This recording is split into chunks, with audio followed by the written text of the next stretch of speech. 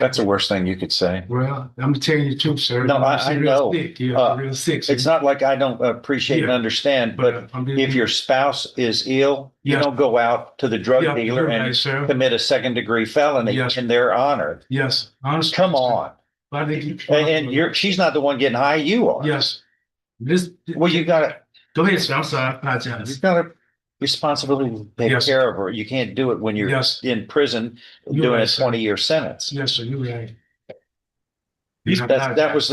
That's really so warped Yes, in I thinking understand. that I'm not going to even I understand, accept it. It doesn't make any sense I understand. Sir. because that is the wrong thought process. You don't run out and commit a second-degree felony Right, because yes. your wife is ill. Yes, I understand. Sir. You're supposed to take care of her. You can't do it when you're in prison. He's had positive drug tests all the way back to 2022. I guess Yes, and really good. off and on for 4 years now. He didn't just Well, start how it. many times have we filed a motion to revoke though during that period? Never, huh? Until now. They've been trying. I think they've been trying to work So with for him. I haven't. probation, what's the deal? How many do you get? I mean, we're going to set an example here. I don't want people committing 6 crimes on my watch, and then we could have dealt with this years ago, maybe. When was the earliest positive? His earliest positive was February 22. Over 2 years ago, 4 years ago. Sir, can I say something? Mm-hmm. Well, when in time that I went to it, sir, this is my third wife, sir. This is my third wife. First wife passed away with sugar diabetes. My second wife passed sugar diabetes. This is my third wife, sir. This is my third wife. Your point is what? The point is, sir, that God been good to him, sir. And that's all I can say, sir. I understand. So you go out and commit a crime Well, in yeah, God's name Yes, for sir. him shedding his benefits to Yes, you. You go out and commit a I second degree. was wrong for that, sir. Ah, But you try to go ahead and drink white that God been good to you, sir. And it's hard, sir. It's hard. It's hard. It's very hard, sir. Yeah, when you don't have no good income coming in and gas is high, food is high, sir. Welcome. So Yeah, it's high. that's the way it is for everybody. Yes, I'm So we should all go commit second degree felonies of you're cocaine. right, sir. All right. Yeah, of course that I doesn't make any apologize, sir. sense. Yes. That doesn't mean you have blessings that Yes. you have blessings that have been given to you that you're Yes. turning away Yeah, from, sir. and you're turning to evil Yes, I understand. and committing crimes. Yes. And you can't take care of your family when you're doing prison time. Yes, I understand, sir. You're right. Okay. Well, I know what the offer is here, or the recommendation is here. What about what state say? Yeah, He you doesn't took a have. big sigh. He doesn't have much of a criminal history, but he is committing felonies every time he uses these drugs. So he's have to get them from somewhere. And I know he needs help. I can look and see that from his history, just looking at how many times he's tested positive. So we don't have a problem with him getting help. But if he fails that, then prison's real easy from there. But give him a chance, sir. I can show you, sir. I gave you a chance when I Yes, you put you on did. probation the Like first you time. done You that. made a promise. I swear that Yes. I will follow all the terms and Yeah. conditions of probation. You swore on that one. And how did you do on that last swearing? Not well. I agree. I have received a copy. Here's what you signed. I received a copy of this probation order. I agree to follow all conditions imposed upon me. And I know that this probation can be revoked. So much for your last promise. I apologize, sir. Anything else? Anything else? Yeah. For probation? Yeah, he's been compliant, but this is his drug. He's not been compliant. The way I look at it, he's committed several crimes. And Every time he tests positive, it's a new second degree felony. So nobody's added a new charge to that, but they could. And no, but there is one coming down the pipe that's a possession that we just hadn't got it yet because it hadn't been tested. All right. Anything else? No. Anything else, Mr. Cheney? No, sir. If not, I'm going to find that there is sufficient evidence supporting this motion to revoke unadjudicated probation, to grant it by a preponderance of the evidence or greater, as you have pleaded true voluntarily, knowingly, intelligently to this allegation number 3, which was illegally possessing cocaine on or about January 29th, 2026 in Jefferson County, Texas, in violation of this probation order of a second-degree felony of burglary of a habitation that we have placed you on probation for. Thus, your deferred or unadjudicated probation is hereby revoked for that violation. Earlier in this case, you had pleaded guilty voluntarily to the second-degree felony of burglary of a habitation.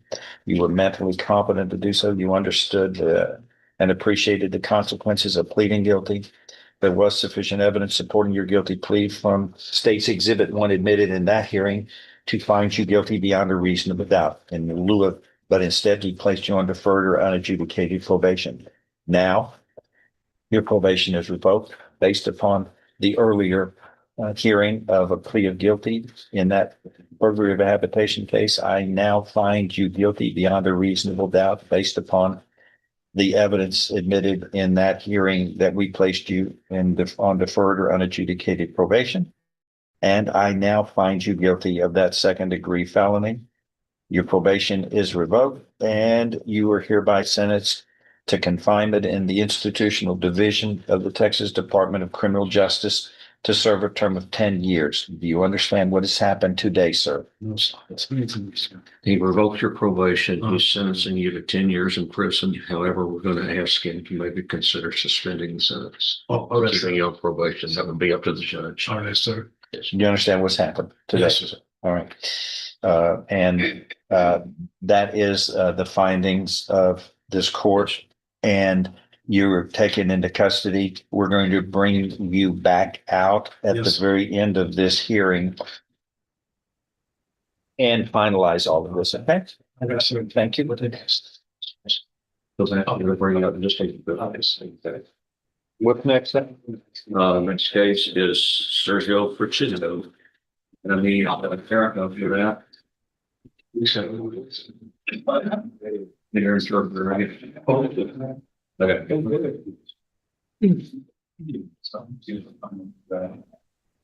You know where, Mike, you know what we're going to do? Yes, sir. He does. Yeah. I'm going to get raising the third time.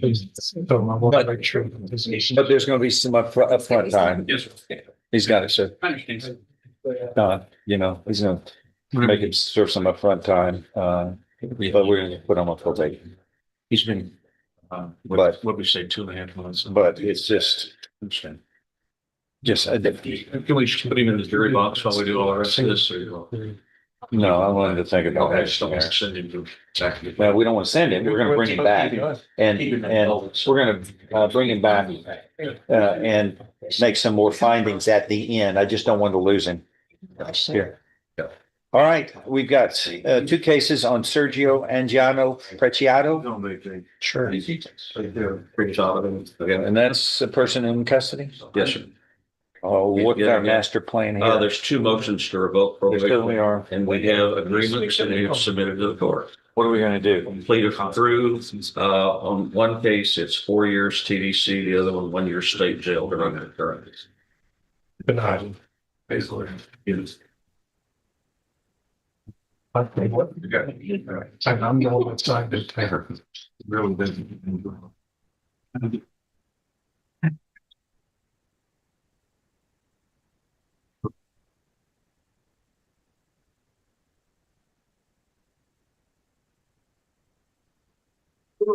He needs to swear in front of you, right? I already have his fingerprint. I just have to swear him in. Sure. Doesn't, I had to be present. Thank you. They just smiled. Swear or first people, I think the picture stuff you got.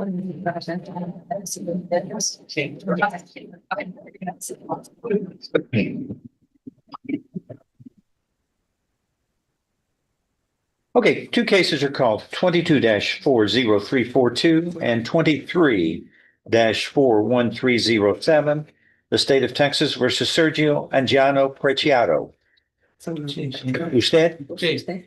All right. Do you speak English fluently? No. No. All right.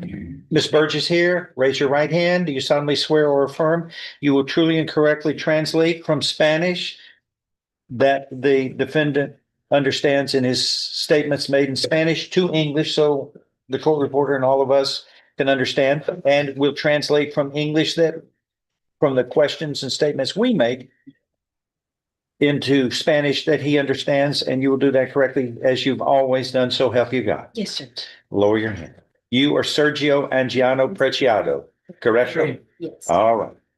Does the defendant waive formal readings of these first amended motions to revoke probation in cause numbers 22-40342 and 23-41307? Yes, sir.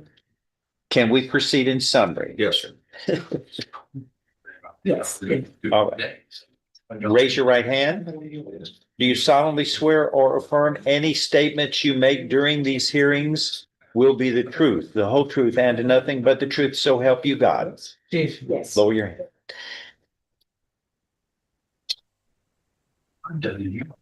In 22-40342 and 23-41307, there are first amended motions to revoke probation filed in each case.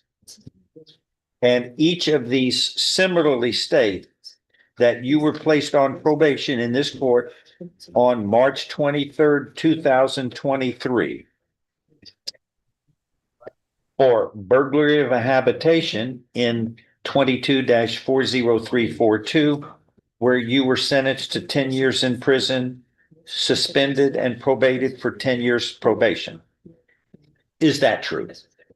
Yes. And in 23-41307, you were sentenced to 2 years in the state jail. That was suspended, and you were placed on regular probation for 5 years for the state jail felony of unauthorized use of a motor vehicle. Is that true? Yes. I think counts 4 and 5 will get over it. Allegation 4 in each motion states that you committed the offense of illegal possession of a controlled substance, namely methamphetamine, on or about September 24th, 2024, out of Merced County, California, which are violations of condition 1 of your probation orders in this case. Is that true and correct? Yes. Are you pleading true and correct in each of these cases to allegation 4? Voluntarily, and because those allegations are true. Wilson, he's sworn. Do you understand that a voluntarily and truthfully made plea of true to one or more violations of probation? That is enough to grant a motion to revoke probation by a preponderance of the evidence or greater, the greater weight of the credible evidence. Your probations in each case can be revoked, and you can be sentenced to no less than 2 nor more than 10 years confinement in 40342, the burglary of a habitation case, and no less than 180 days up to 2 years in the state jail for the unauthorized use of a motor vehicle case in 41307. Do you understand all of that? Yes.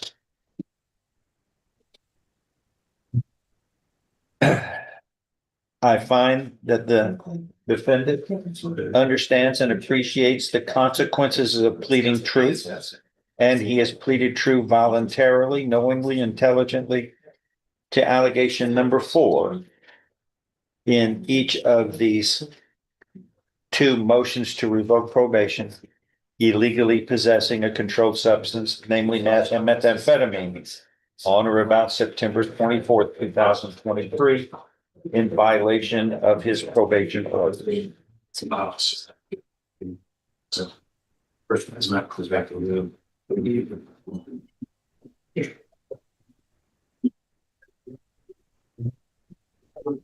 In 40342, there is an agreement that's been reached where your probation would be revoked. You would be sentenced to 4 years in prison to run concurrently with the state jail probation revocation we are going to be doing next in 41307. Is that your understanding of the plan? Yes. If I follow this agreement, you have no right of appeal of your case. Do you understand? Yes. And in 41307, stand by.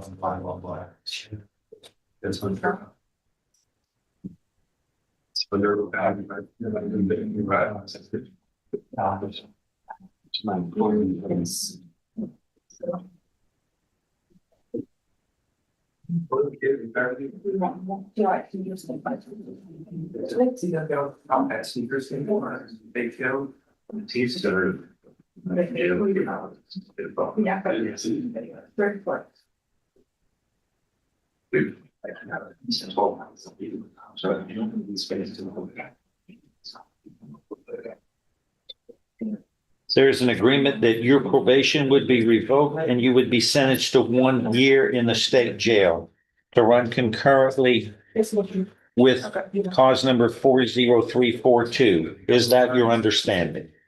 Yes.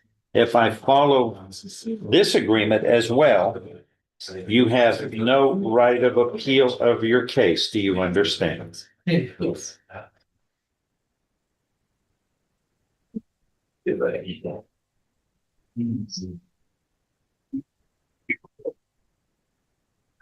I show you what's marked as State's Exhibit 1. Did you sign that document? In each case, understand it, discuss it with your attorney, or the contents true and correct? State's Exhibit 1 is tendered into evidence in each case. Without objection, this is admitted. This states that if I follow these agreements, you have no right of appeal of your cases. Do you understand? Thank you. Yes. I'm going to follow these agreements.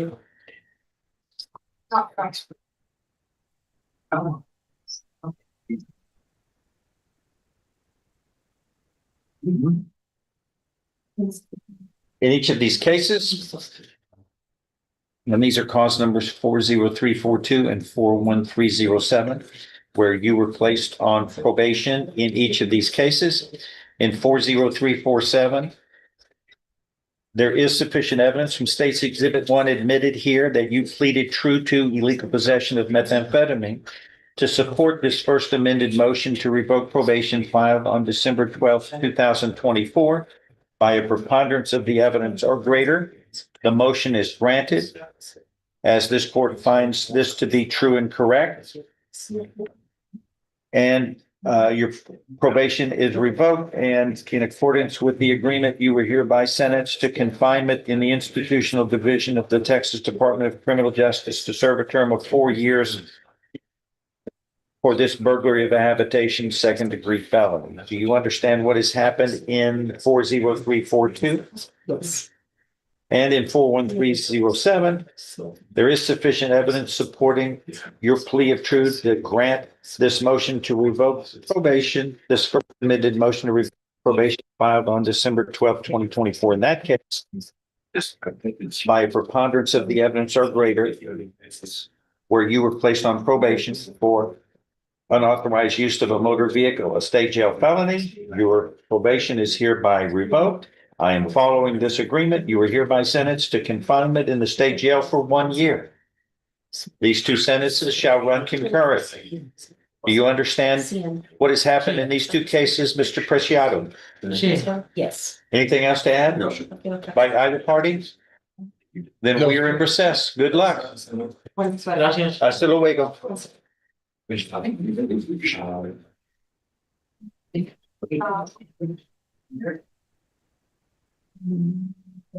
Martin Romero? Yes, sir. Then you go.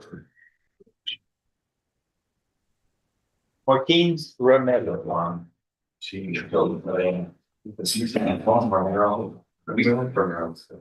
Romero. Romero. I need that. You may have it.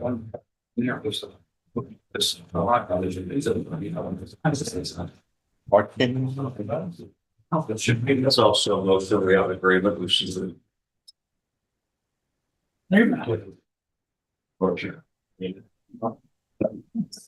Busy day today.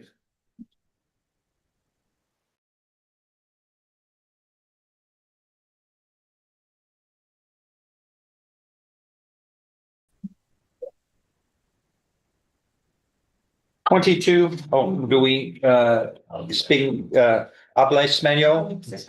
Muy poquito. No, no, Habla inglés. Muy poquito. A little. A little. All right. And again, Ms. Birch is here and Ms. Birch, we're continuing to have her under the oaths that she took earlier in this case, and she remains under the oath throughout this session of proceedings in the criminal district court as the expert translator of English into Spanish and Spanish into English. And Mr. Romero, raise your right hand. Do you solemnly swear or affirm any statements you make during this hearing shall be the truth, the whole truth, and nothing but the truth, so help you God? Yes. Lower your hand. In 22-40613, there is a motion to revoke unadjudicated probation filed April 17th, 2026. Does the defendant waive a formal reading of this? Can we proceed in summary, Mr. Dusler as his attorney? Yes, sir. And the state's attorney is here as well. In summary, this motion states that on March 23rd, 2023, in this criminal district court of Jefferson County, Texas, you, Martin Romero, was placed on 10 years deferred or unadjudicated probation for the second-degree felony of assault on a peace officer. Is all of that true and correct, sir? Yes. Honorable on your own. Allegation one states you committed the offense of operating a motor vehicle while intoxicated on or about February 22nd, 2025 in Jefferson County, Texas, which is in violation of your deferred or unadjudicated probation, as the deferred order allegation, deferred order condition 1 states that you shall commit no offense against the laws of this state or any other state or of the United States. So this DWI violation is a violation of condition 1 of your probation order. Is all of that true and correct, sir? Yes. Are you pleading true and correct to this allegation voluntarily and because it is true? Yes. Do you understand that a voluntarily and knowingly made plea of true to one or more violations of probation, that's enough to grant a motion to revoke probation? Your probation can now be revoked and you can be sentenced to no less than 2 nor more than 20 years confinement in prison, since this is a second-degree felony. Knowing that, do you insist on pleading true today?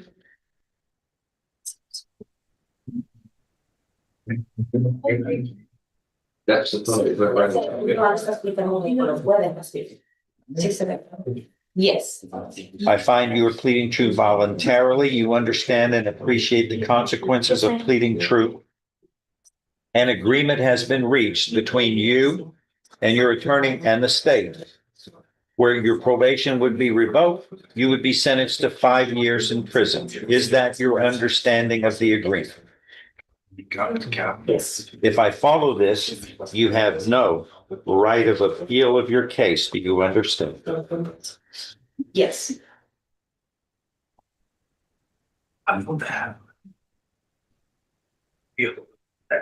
Once again, are you pleading guilty to allegation or truth, to allegation true committing the offense of driving while intoxicated on or about February 22nd, 2025 in Jefferson County, Texas. Did you commit that crime and are you pleading true voluntarily and because it is true?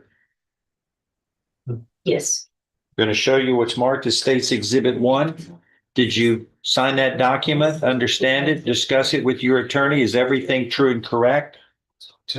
State's Exhibit 1 is admitted without objection? Without objection. And among other things, this states that you are mentally competent to enter your guilty plea or plea of truth.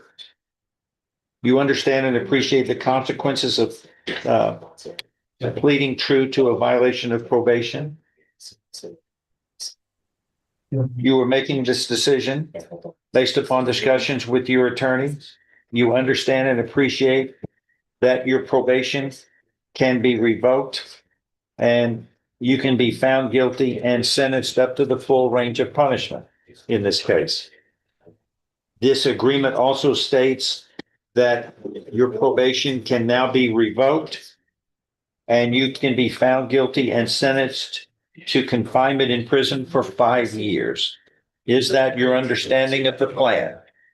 Yes. If I follow this agreement, you have no right of appeal. Do you understand? Yes. And once again, are you pleading true to allegation 1, voluntarily, knowingly, intelligently, and because it's true? Yeah. All right, I will find if nothing further, there is sufficient evidence supporting this motion to revoke unadjudicated probation granted by preponderance of the evidence or greater, as the defendant has pleaded true voluntarily, knowingly, intelligently to violate of condition 1 of the probation order, which states commit no offense against the laws of this state, as he has pleaded true to operating a motor vehicle while intoxicated in a public place in Jefferson County, Texas, in violation of your probation order. Thus, his deferred or unadjudicated probation is hereby revoked. Earlier in this case, the defendant pleaded guilty voluntarily, knowingly, intelligently to the second-degree felony of assault on a peace officer. There was sufficient evidence supporting his guilty plea from State's Exhibit 1 admitted there to find him guilty beyond a reasonable doubt. Now that his deferred or unadjudicated probation is hereby revoked, I now find the defendant guilty beyond a reasonable doubt of this underlying second-degree felony. I am following this agreement. He is sentenced hereby to confinement in the institutional division of the Texas Department of Criminal Justice to serve a term of 5 years. Do you understand what has happened today, Mr. Romero? Yes. All right. Good luck to you, sir. Thank you.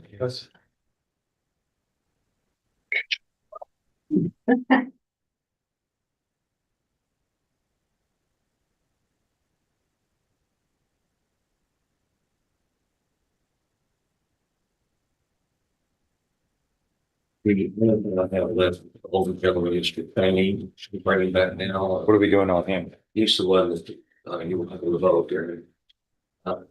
Suspend this attendance. He doesn't do the word dismiss. I'm trying to evaluate. Mr. Cheney? Henry Cheney. He said, no.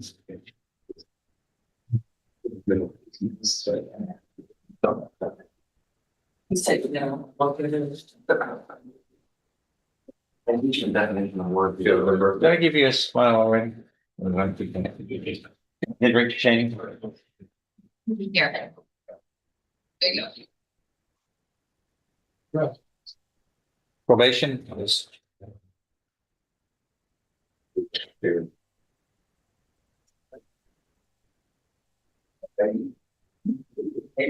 With no question, I'm gonna. All right, Mr. Cheney, we're going to pick up where we left off here in 21-369-23. Again, there was a motion to revoke probation. It was filed on March 18th of this year, as you were placed on probation on October 14th, 2021 in this criminal district court for Jefferson County, Texas. Back then you were placed on deferred or unadjudicated probation. Your probation has now been revoked The court has found you guilty based upon your knowingly and voluntarily no plea of true to allegation 3, which is illegally possessing a drug, namely crack cocaine, in violation of condition 10 of your deferred or unadjudicated probation order. And I have now found you guilty beyond a reasonable doubt based upon that revocation of this underlying second-degree felony of burglary of a habitation. And you were hereby sentenced to confinement in the institutional division of the Texas Department of Criminal Justice to serve a term of 10 years.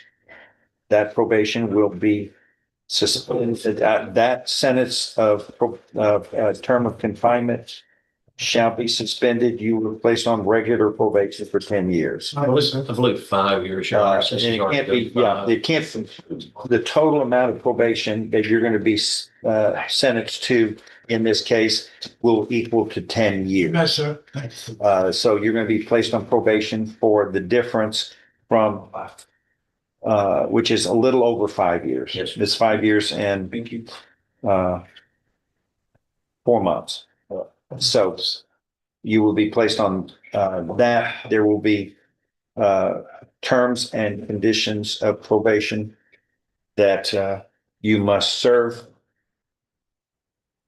And we will have to place you on a condition of probation regarding this drug usage.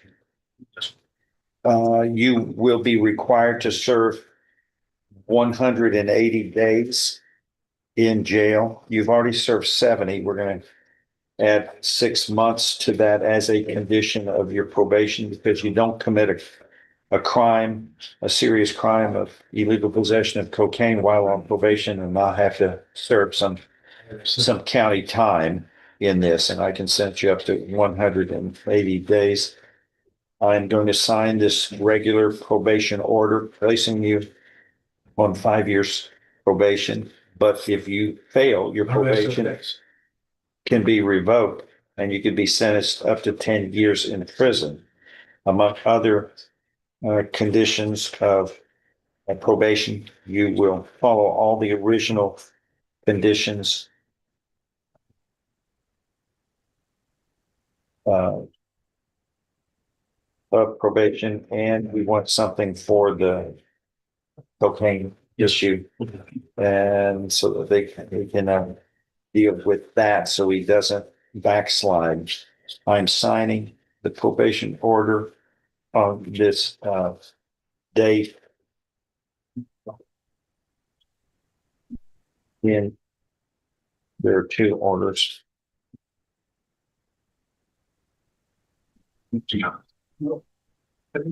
That last page, yeah, I'm not signing. Okay.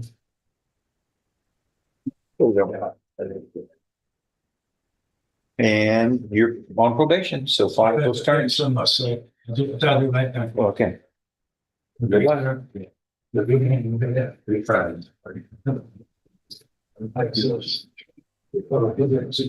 going to do on Raymond Johnson.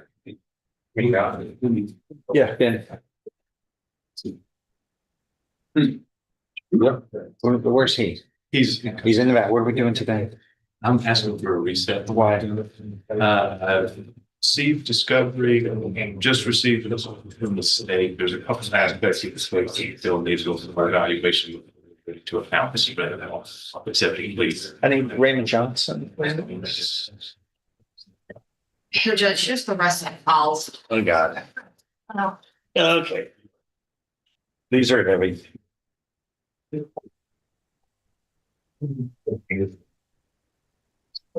Third-degree felony, right? Yeah. Oh, you got your priors? We got some priors. Okay, he's a habitual fellow. Right. Gotcha.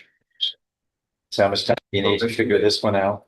He's been around now. It's 7 months. Here, yeah. I would have further a month. I give you 4 weeks. I'll watch you do. Okay. Yes, sir. Thank you. Reagan, Yes, sir. on Jacob Appleton. He's a plea. Okay, you're on it? Yes. Yeah. I need to send the paperwork to your. Okay.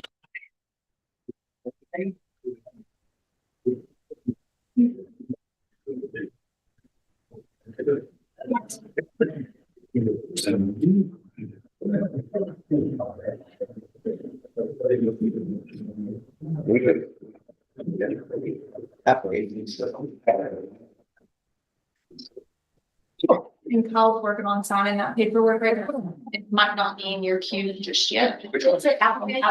Is it it? And then here, Yeah, is it's it? a piece, I don't know. Applegate?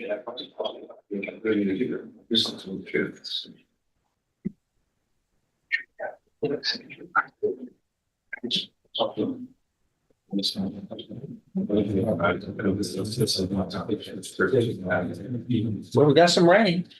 My goodness, that's an understatement. Hey, It grows in underwater. Yeah. look at that Tesla going through the house. Did y'all see that? I saw that on the news. Yeah, and killed the lady. I mean, that thing was flying Was it I must self-driving? have missed that. in Houston, right? It was in Houston. in Houston. Oh, it goes to a house, and here's the deal.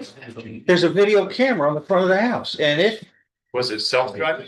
The person I think- it was. yeah, there was something about it, but it was flying.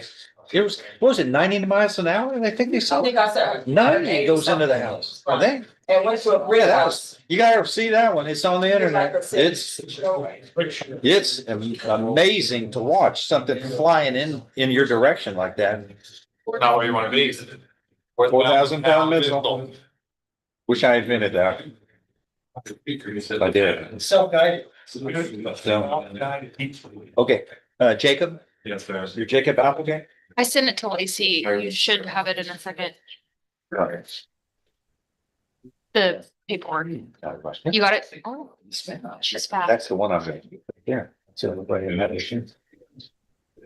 All right, 25 CR 217 is called the State of Texas versus Jacob Applegate. You were here with Ms. Minelli, your attorney, and the state's attorney. There is a motion to revoke unadjudicated probation. It's been filed as of March 26, 2026. Does the defendant waive a formal reading of this? Can we proceed with such? Raise your right hand, sir. Do you solemnly swear or affirm any statements that you make during this hearing shall be the truth, the whole truth, and nothing but the truth? So help you God. Sir. Lawyer.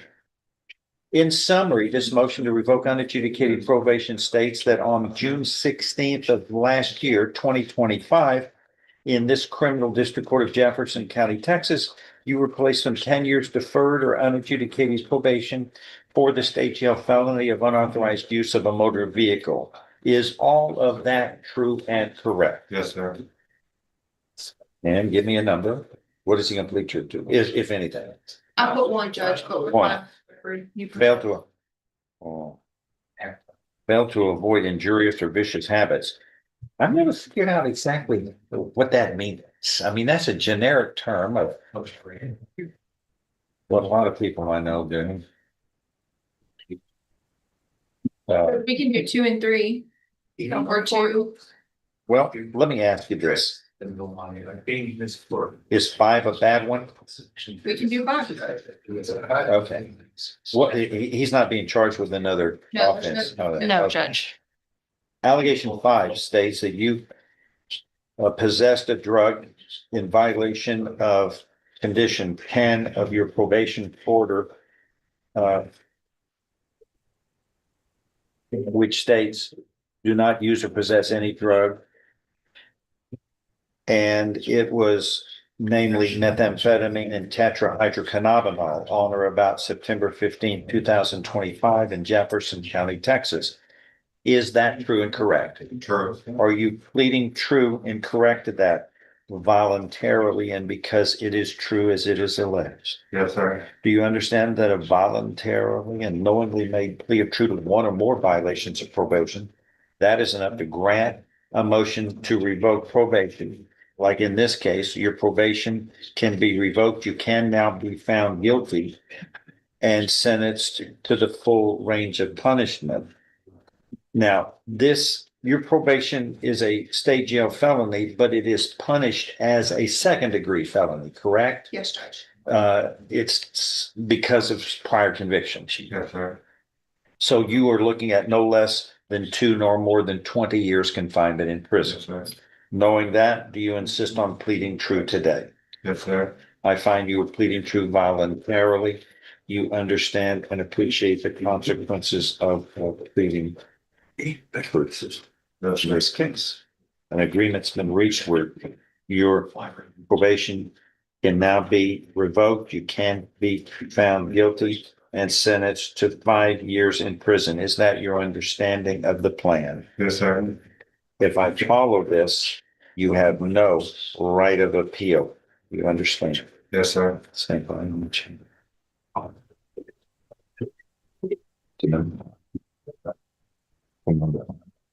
The violation was in number one, and that's your saying, I'm changing the class. Okay.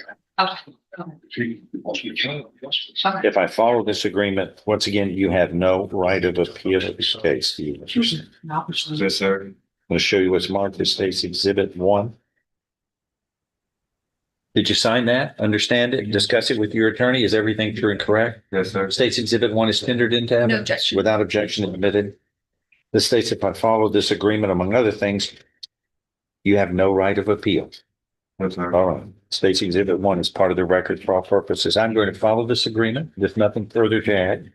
I'm going to state the following, Mr. Applegate, that you have pleaded true to allegation number 5 of this motion to revoke unadjudicated probation by illegally possessing a drug, namely methamphetamine and tetrahydrocannabinol on or about September 15th, 2025 in Jefferson County, Texas. That was a violation of condition 10 of your deferred or unadjudicated probation order, which states do not use or possess any drug.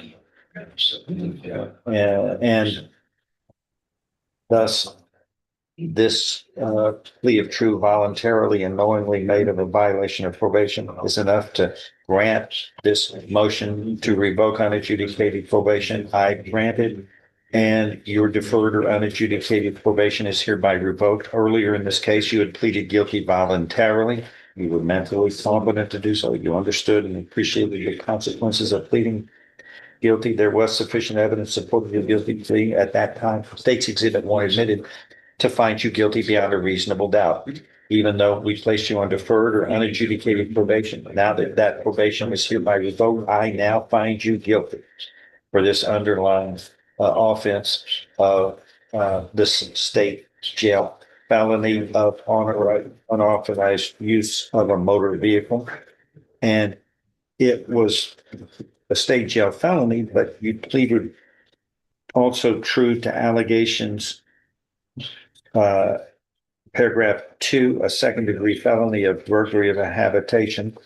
And after that became final, you committed the felony of assault on a public servant, a third degree felony. So this was in sequence, those prior convictions. Thus, this state jail felony was punished as though it were a second degree felony. So you were looking at no less than 2 nor more than 20 years confinement in prison.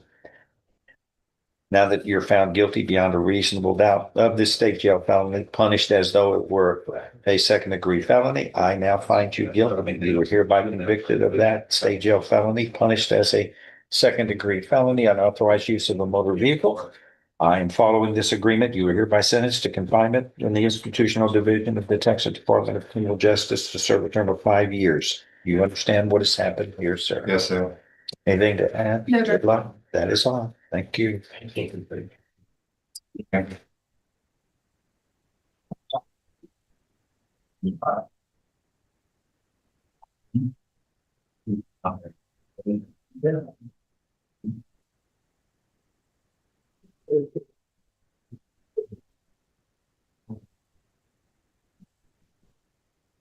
Terrell Brown. It's a dismissal, Judge.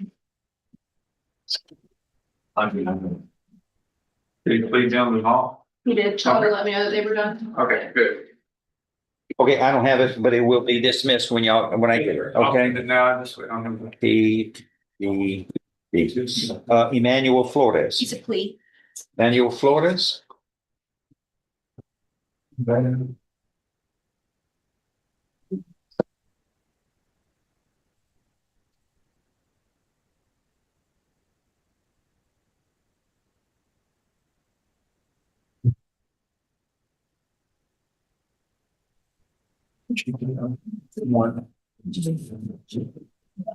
forward, sir. Up here, please. You need to be sworn in. Yes.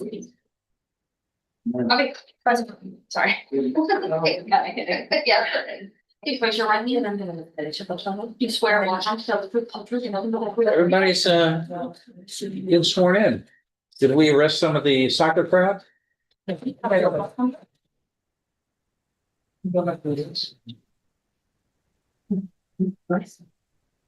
lot of foreigners came in for that. I'll tell you, it was packed. You're still here. Packed. Still here. Yeah. Final time till the end of July. All right, 25 CR 1116 is called the State of Texas versus Emmanuel P.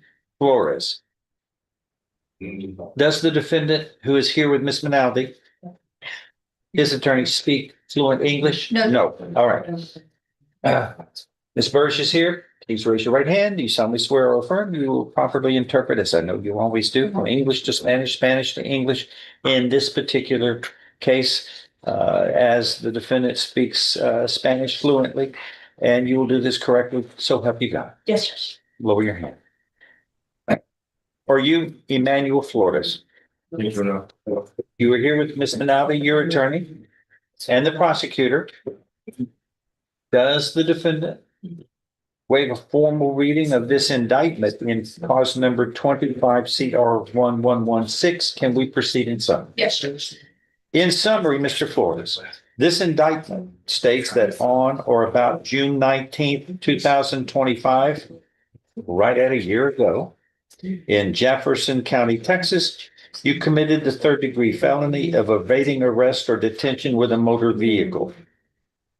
Do you understand what you are charged with? Yes, Your Honor. This is a third-degree felony. If convicted, you face a term of not more than 10 years or less than 2 years in prison. In addition, a fine may be assessed not to exceed $10,000. Do you understand? Yes, Lord. Yes. Agreement's been reached where you would be pleading guilty, placed on deferred or unadjudicated probation. And that can be up to 10 years in length. Do you understand? Yes. If I follow this agreement, you have no right of appeal of your case. Do you understand? Yes.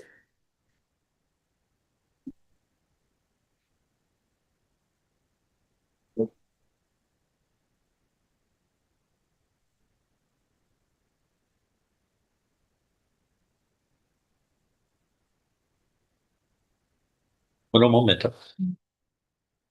Por favor. Yes, Your Honor.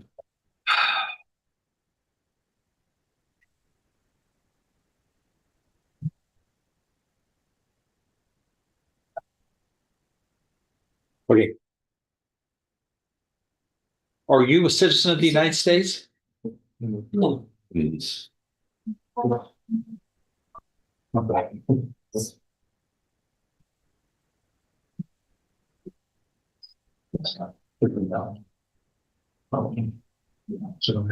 Bienvenidos, USA.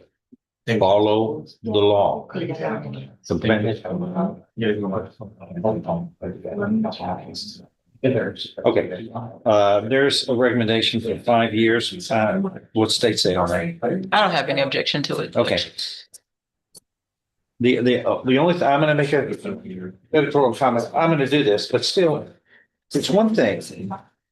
Everybody is subject to the rules, but you're a guest in this country and well, my grandmother is Espanol.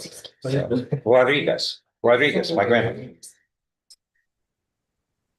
Follow the rules. Become an American citizen. We would love to have you. But we all follow the rules. That's why, how we live together peacefully. Do you understand? Something? All right, there's an agreement where you would be pleading guilty, but not found guilty, placed on deferred or unadjudicated probation for 5 years. There would be terms and conditions of probation, which are normal and customary. And probation could affect your ability to gain citizenship. Do you understand? That's why you have to follow the rules. Is that your understanding of the plan? See, if I follow this agreement, you have no right of appeal. Do you understand? Yes. Yes. How do you plead to this charge? Guilty or not guilty? Guilty. Are you pleading guilty voluntarily and because you are guilty? Yes. I show you what's marked as State's Exhibit 1. Did you sign that? Understand it? Discuss it with your attorney? Are the contents all true and correct? Yes. State's Exhibit 1 is tendered No into objections. evidence without objection admitted. This states you are mentally competent to enter your guilty plea. It's freely and voluntarily made. You know what you've been charged with. The indictment's been read to you. You've read it. You are guilty of this crime and any lesser included offenses. You are giving up your rights to a jury trial and the rights to the appearance, confrontation, cross-examination of witnesses. You were totally satisfied with the representation provided by your lawyer. All of this is true. It states so help you God. State's Exhibit 1 is made a part of the record without objection. Pre-sentence report is waived. Yes, Judge. I shall follow this agreement. I'm going to find that you are entering your guilty plea voluntarily, knowingly, intelligently. You understand and appreciate the consequences of pleading guilty. There's sufficient evidence supporting your guilty plea from State's Exhibit 1 admitted here to find you guilty beyond a reasonable doubt. But I'm not going to find you guilty so long as you follow these terms and conditions of probation that the probation officer is going to review with you in a minute. Make sure you do. If you fail, your probation can be revoked. You can be found guilty and sentenced up to 10 years in prison.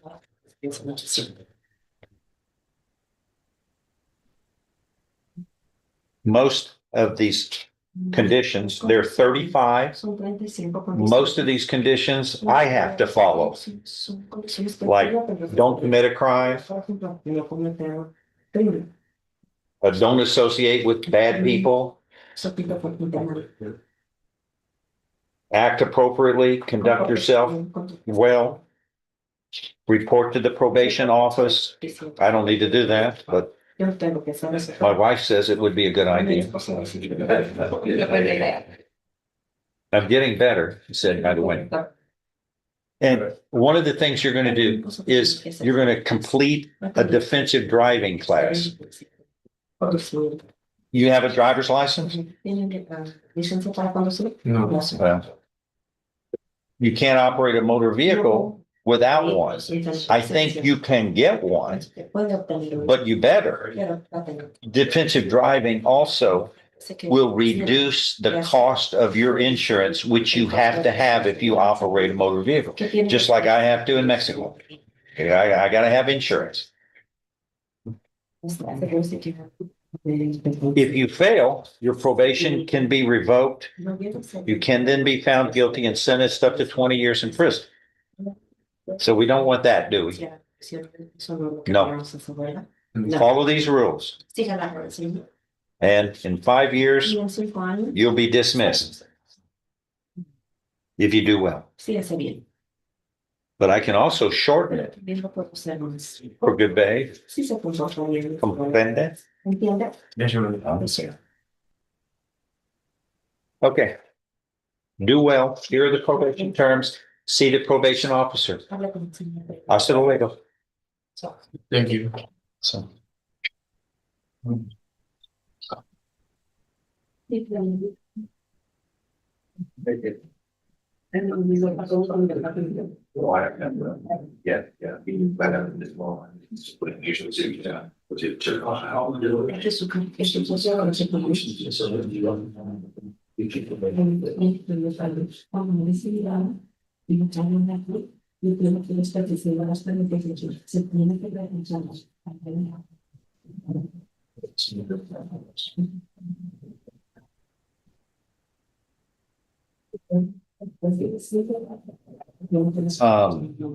What is this?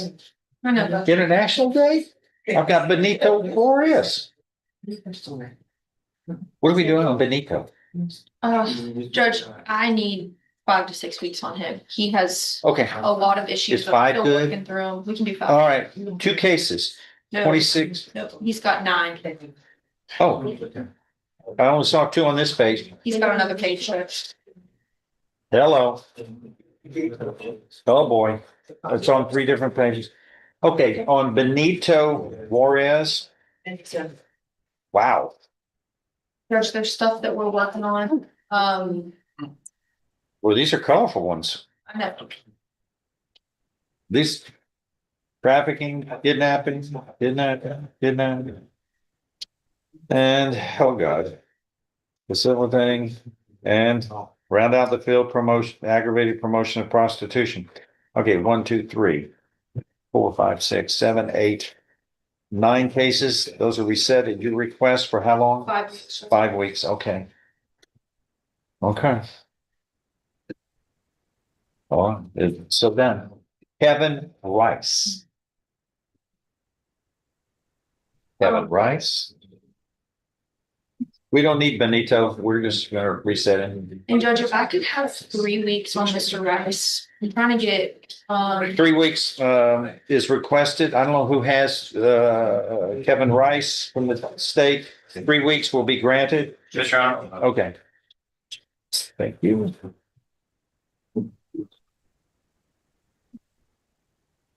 Hey, Ryan, you got something, right? Yes, sir, please. Yeah, come on up.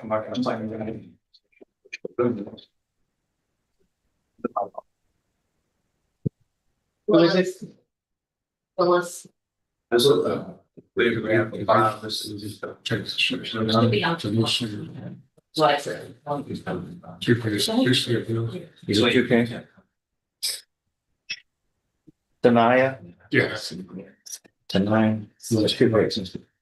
Tanaya, Willis, is she in custody? Yes. Oh, she's in custody. They're getting the judge. Tanaya You might want to need and He's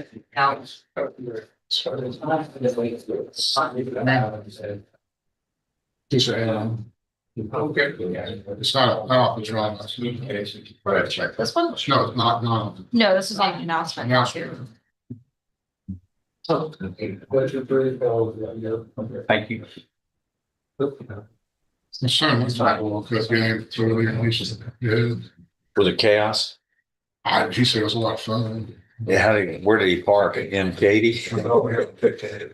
I wonder how that worked on the parking. You want a long way to go. That's fine. So it's packed. Yeah. Where was it? NRG. Wasn't it, how many people are gonna put in that? He was probably 60. Miss Willis. Raise your right hand or forward, help you. How many cities are they playing? It's me. All over the country. Scott had to go to Miami for a hospital because he had to get stable. You don't want to? And then Yeah, right it's next. supposed to be exciting. Let me go see. There was a great Indy race this weekend too. I mean, it's just wild and crazy stuff going on. That was a weird race. Is that the Belmont? No. No. They used to race at Indy car. I did. That was. So it was. They're dangerous. They're just for you're driving on the edge. If mechanical failure happens, it's not your fault, but you pay. And you just don't have control of everything if something breaks down. So I follow the road. I don't speed, but I went through that. That was a blast for a couple of years. I had to go through school, Skid Barber Racing School. I went to, yeah, I was blessed. And Florida at Sebring Racetrack. Yes. So he taught. It was great. Okay, 23 CR 1785 and 23 CR 2029 are both called. The state of Texas versus Tanaya Ann Willis. Is that you? Yes. Present with your attorney and the state's attorney. Does the defendant waive a formal reading of the indictment and the arraignment here? And can we proceed in summary, sir? He does. Take your places.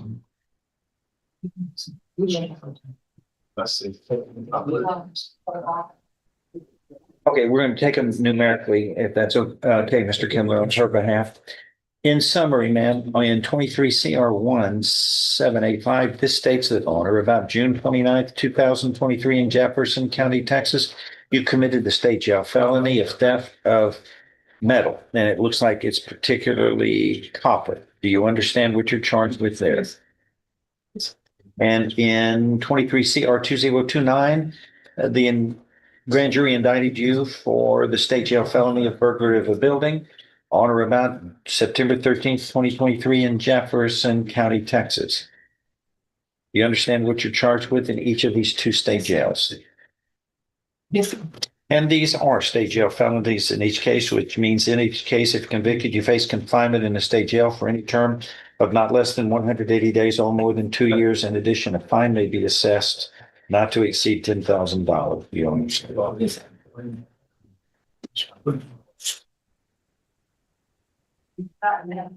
Are the agreements the same? Yes, well, one's the fire. One has a fine, the other one does not. Right, I'm looking at 1785 numerically. This states confinement in a state jail for 2 years, and that's up to 5 years in probation. Yes. And you would be fined $500. Is that your understanding of the agreement? There's no restitution? No, Judge. Is that the plan? If I follow this agreement, you have no right of appeal of your case. Do you understand? Yes.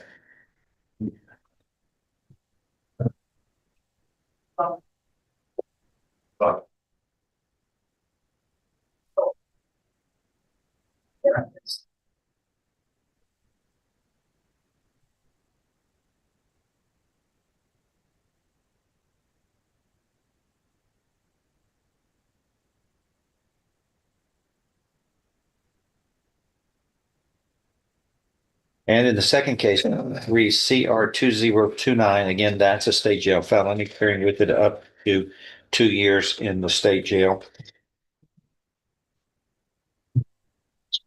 An agreement's been reached here where you would be pleading guilty, sentenced to 2 years in the state jail. That would be suspended and you would be placed on regular probation for this state jail felony of burglary of a building. Is that your understanding of the agreement? Yes, sir. If I follow this agreement, you have no right of appeal of your case. Do you understand? Sir. In each of these cases, how do you plead guilty or not guilty? Are you pleading guilty in each case voluntarily and because you are guilty? Yes. Yes, sir. I show you what's marked as State's Exhibit 1 in each case, and I'm going to give you this one on 2029 because you did not sign it at the top. Yeah. Yeah. This, Did you sign those documents in each case, understand them, discuss them with your attorney? Yes. Are the contents all true and correct? Yes, sir. State's Exhibit 1 is tendered in evidence in each of these cases and without objection admitted. Among other things, this states you are mentally competent to enter your guilty plea. It's freely and voluntarily made. You know what you've been charged with. The indictments have been read to you. You've read them. You are guilty of the crimes charged in any lesser included offenses. You are giving up your rights to a jury trial and the rights to the appearance, confrontation, cross-examination of witnesses, totally satisfied with the representation provided by your lawyer in each case. All true. It states so help you God. Yes, sir. State's Exhibit 1. I can hardly do that without taking a breath. All You do that a lot. in each of these cases, the court is admitting those as State's Exhibit 1 in each case without objection. Pre-sentence reports away. I'm going to follow these agreements in each case, Ms. Willis, and find in each of these cases you have pleaded guilty voluntarily. You are mentally competent to do so. You understand and appreciate the consequences of pleading guilty. Yes. There's sufficient evidence supporting your guilty plea from State's Exhibit 1 admitted in each of these cases to find you guilty beyond a reasonable doubt.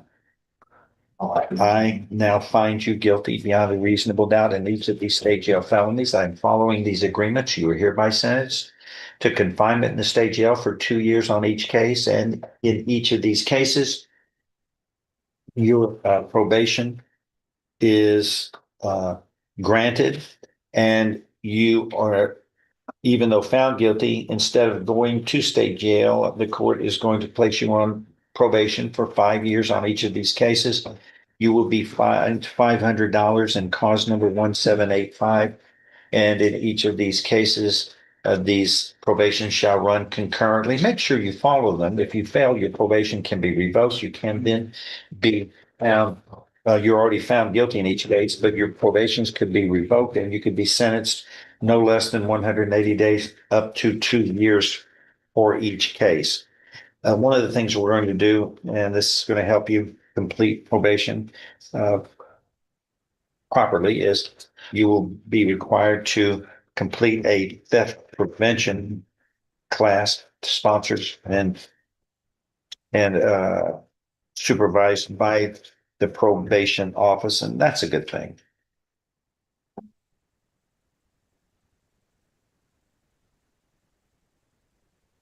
There are 2 probation orders in each case. That's why I'm wearing myself out right now. One of the things we do here is sign a lot. See. I feel like I've just written War and Peace, that 1,000-page book here.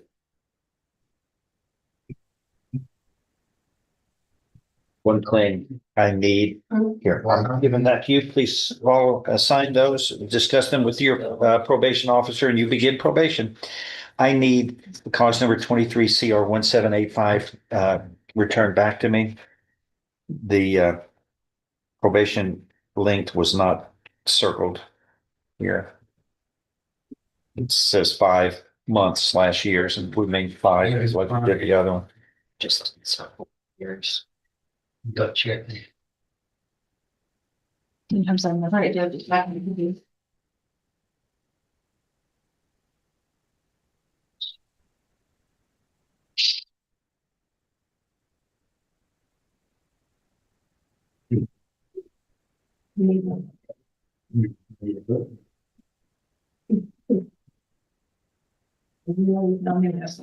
Okay, done. Thank you.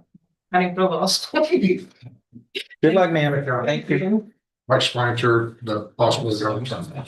Sure. Always is a reward for good behavior. Yeah. I'm gonna go ahead and slow down. What else? Anybody, if you have anything? Reese Wilson. Wilson? Gonna take over with that. Yeah. And she covers for the- I'll, if you need a child.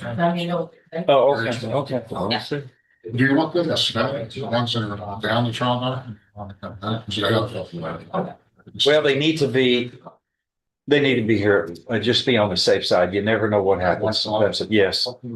Well, yes. And then they can be released if we don't get to it. All right.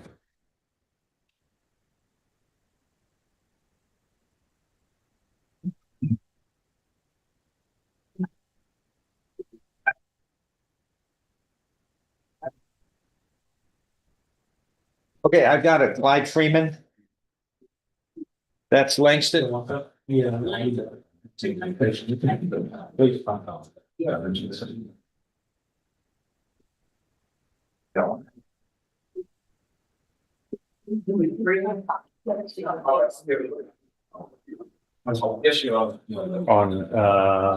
Clyde Freeman. Ready? I have a dismissal on Tanisha Landry. Yes. Right, everybody? Yes. And that's not, It's not on the docs. that's not, there's not another case pending, right? Jimmy? Okay, I'm signing that dismissal in 26 CR 925 on this day.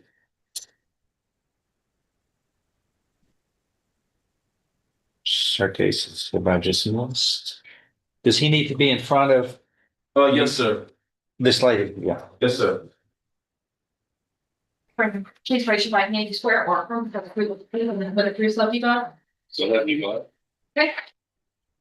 This is You get the right one. Clyde Freeman, right? Yes, sir. Much sharper than that. And yeah, then if you could just place it right next to the lock, don't roll it. No, right here. Yeah, don't roll it, just press it down. Okay, and you're gonna have that.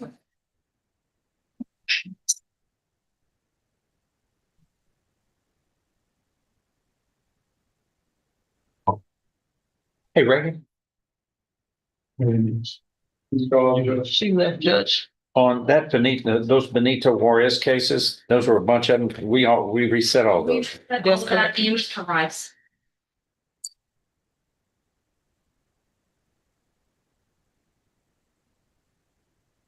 This Benito Juarez takes 10 pounds off. And then Mr. Rice was reset.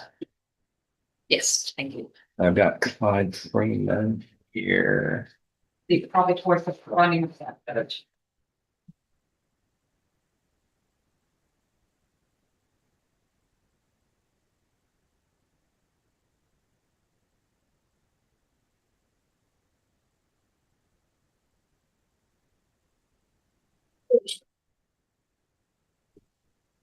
Twenty-five CR 403 is now called the State of Texas versus Clyde Eugene Freeman. That's you. Yes, sir. Present with your attorney, Mr. Adams, and the state's attorney. Does the defendant waive a formal reading of this first amended motion to revoke probation? Can we proceed in summary? Yes, sir. And Mr. Freeman, please raise your right hand. Do you solemnly swear or affirm any statements you make during this hearing shall be the truth, the whole truth, and nothing but the truth, so help you God, sir? So then, Lower your hand. In summary, this motion that was filed on February 11th, 2026 is called a first amended motion to revoke probation. In summary, it states that on August 4th of 2025, last year, that you were sentenced to 5 years in prison and that was suspended for 10 years regular probation for the third degree felony of failing to comply with sex offender registration. Is that true? yes, sir.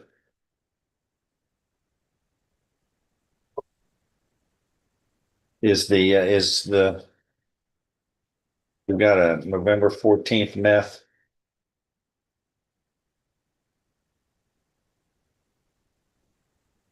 Methamphetamine, is that what we're doing? He's pleading true to that? Hello? Oh, I'm sorry. Yes, Is he sir. pleading true to number 4? Yes, sir.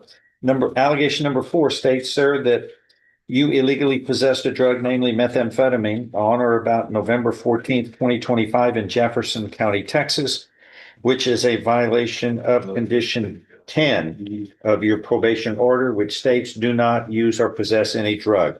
Is that true? Yes, sir. Are you pleading true to this voluntarily because it is true as it is alleged? Yes. Do you understand that a voluntarily and knowingly made plea of true to one or more violations of probation, that is enough to grant a motion to revoke probation? Your probation, this first amended motion to revoke probation, can hereby be granted, and you can be revoked and sentenced to no less than 2 nor more than 5 years confinement in prison. Yes, sir. Knowing that, do you insist on pleading true today? Sir. I find you were pleading true voluntarily. You understand and appreciate the consequences of pleading true. An agreement's been reached in your case where your probation would be revoked and you would be sentenced to 3 years in prison, given credit for all time you have served up to now. Is that your understanding of the plan? Yes, sir. If I follow this agreement, sir, you have no right of appeal of your case. Do you understand? Yes, sir. Again, how do you plead to this allegation? True. And are you pleading true voluntarily? And because it is true, allegation number 4, illegally possessing methamphetamine while being on probation. Pleading true. I'm going to show you what's marked as State's Exhibit 1. Did you sign that document? Understand it? Discuss it with your attorney? Are the contents true and correct? Sure. State's Exhibit 1 tendered into evidence. No objection. Without objection, admitted. This states if I follow this agreement, you have no right of appeal. I'm going to follow this. Do you understand? Yes, sir. If nothing further, I'm going to find that in this first amended motion to revoke probation, Clyde Eugene Freeman, you have pleaded true to allegation number 4, illegally possessing a drug, namely methamphetamine, in violation of condition 10 of your probation order. You have admitted this voluntarily, knowingly, intelligently. That is not to grant this motion to revoke probation by a preponderance of the evidence. It is now granted and your probation is hereby revoked. I am following this agreement. You are hereby sentenced to confinement in the institutional division of the Texas Department of Criminal Justice to serve a term of 3 years, and you will be given credit for all time you have served up to that. Yes, sir. time up to now within this case. Do you understand what has happened? Yes, sir. Anything else to add? Nothing. Good luck. Fix this. Okay, you can do it. Yes, sir. Thank you, Judge. You're so welcome. It's fine. And Bennett, another one that's, I sent it to you. Philip? We sent that one. Philip Bennett, please. Yes, sir. Two cases. Philip Bennett. Yes, sir. Here's one, two. Not have that one, Mr. Larry, you can all. And that was, What are we gonna do on these? Mr. Laird made me a. Mr. Laird did. A count of five on both of them. And with it being a cap, Judge, I was gonna go for you on, several points. I was gonna ask you to continue him on supervision under the cap. But he's been on probation going on 2 years. Yes, sir. I'm gonna ask for like a updated report, okay? How long would it take to get that done, sir? The end of the week, 1 or 2 days. Okay, hey, here's what I'm gonna do is let me reset this, Mm-hmm. okay, until, can we, where are we this week? We can get this done Yeah, Thursday? just have to confirm that the, Can we do it Monday with the other guy I got coming here? I don't know. You know, I got that other one coming Monday. Can I do this? you asked us. No, you don't want to, on Monday, so we don't need anything else on the list to look at next week. Except his. We have We have a document. Monday, and then. Okay. I'm gonna reset Phillips until Monday. Yeah. 1 week, okay? I'm gonna be here with the other guy anyway. All right, we'll Should we get it- dispose of that one. Should we get his pleas first, Judge? No, we'll do it on Monday. Yeah. Okay. If he doesn't, then he comes to me and then we'll have a hearing with just me at a later time and then, We'll do it. but So they gonna- I'm taking his word and, all right. Thank you, Judge. So we're asking for updated, yeah, Yeah, he's gonna get updated, probation updated. I have Alista Adams. What did you Yes, do? Your Honor, on her, I was asking for a bond day. for today, and she's available. She's on deferred adjudication probation. Did you need to please? And It's okay. Yeah. Where are we going on this? She's on deferred for a second degree felony, right? right, today Come on up, please. We call 20-33873 Alista Adams. That you, ma'am? That's right. That's you? Okay, there is a motion to revoke probation filed June 5th of 2026. This just got filed. Are you ready for that today? No. Okay. What I had sent the email and asked Mrs. Ellie for was to just give me a hearing on a bond for her, because she is gainfully employed. Yeah, I brought up on myself. Right, she's gainfully employed, Judge, and with it being a deferred, I was gonna ask the court to set her a bond.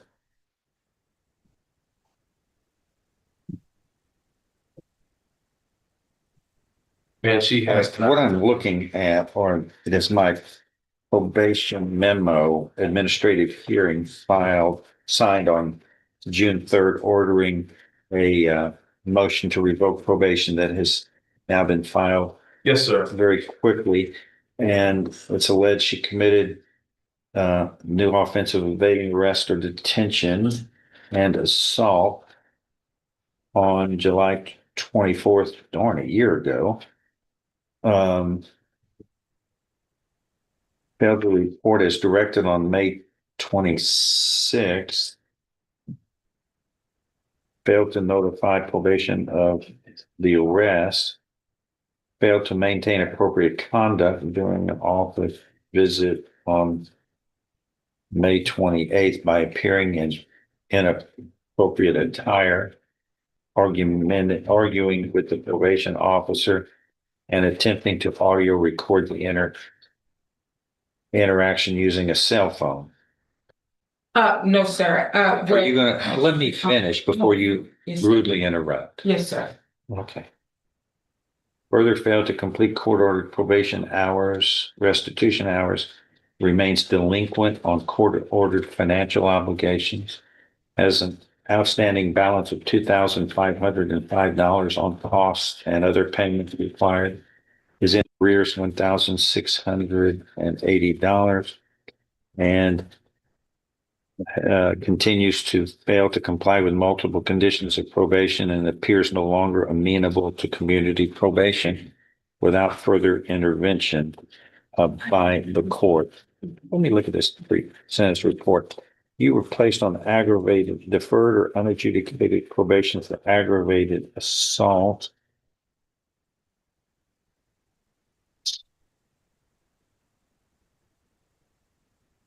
Officers met with a victim, a 15-year-old, advised she had been assaulted by her mother. Okay. Large swollen area in the front of the child's head and a small laceration in the center.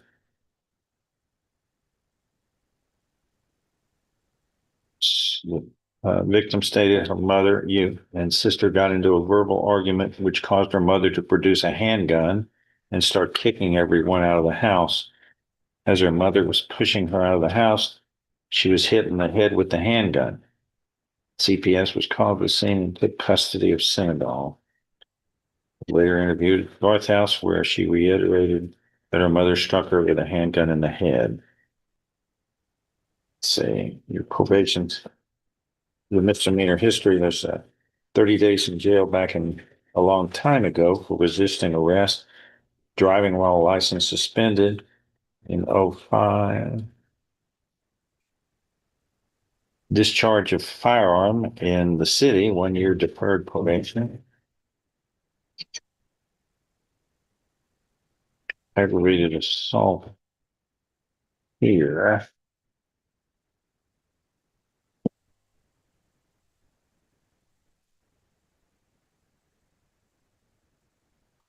Okay. So.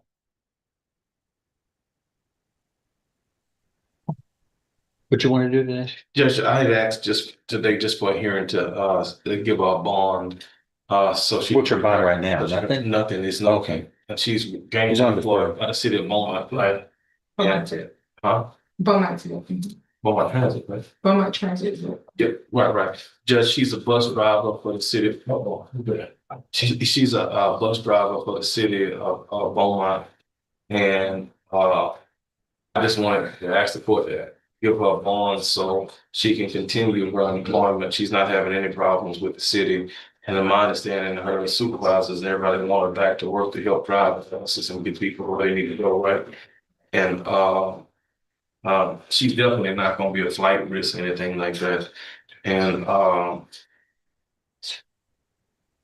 we were just asking for a reasonable bond for her today. At least so she can return to work.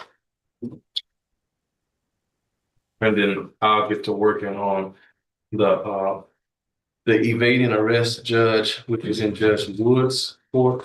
And I think the clause number of that is 25 CCCR 2253. That new case, I'll begin working on that and take care of that with the misdemeanor prosecutors. So I'll try to deal with both. That's okay. It's just still in this court for this, what I'm concerned about. Right. Whatever you do out there is your business. Right. But there are 8 violations here. And once again, let's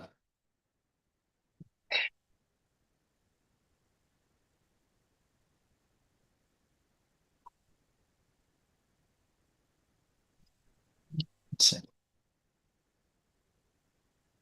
The assault Class C misdemeanor, July 24th, is arising. I don't have any. I really don't. He's getting that case with dismissed, is what she's telling me. Huh? Yes, yes, sir. She's telling me that the case, I haven't confirmed that, but what she's telling me is the case was dismissed. It can be dismissed all day. It doesn't, but it's still in my court and then I get to decide. It can be dismissed. It's not that there's, if you, as long as you commit the offense, I don't care if a class C is dismissed somewhere else. It's my call. Yes, sir. That's, I get to make my own decision whether you committed the crime or not. It's not whether you've been charged or not. It's whether you committed the crime. And we've, we got to deal with that in a different way than in a pending case. And I don't see anything about that. I don't see a I don't a have anything detail on about that that. today, Judge. What is the Class C assault all about? The office reported just said that she hit a family member in the back of the in front of the police officer. She did what? She hit a family member in the Who back of the head. I was it? think it was her nephew.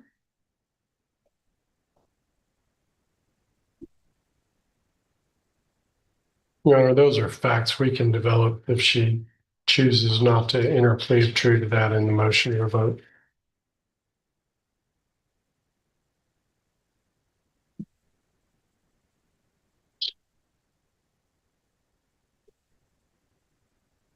And then we've got this evading arrest or detention. What's the status on that? That's pending?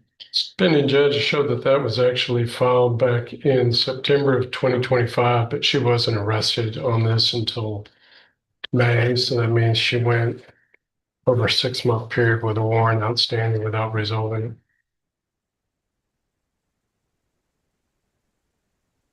She Yeah. was arrested when she showed up for this administrative hearing. Okay.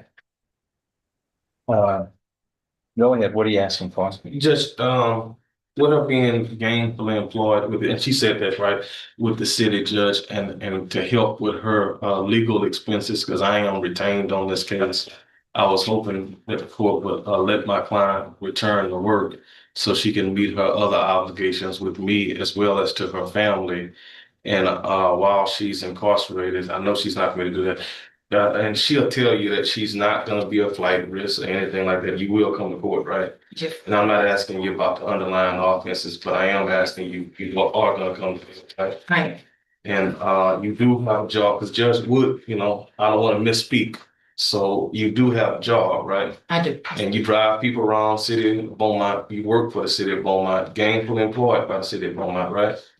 And they are trying to get you back to work to get to your routes, as I understand it, right?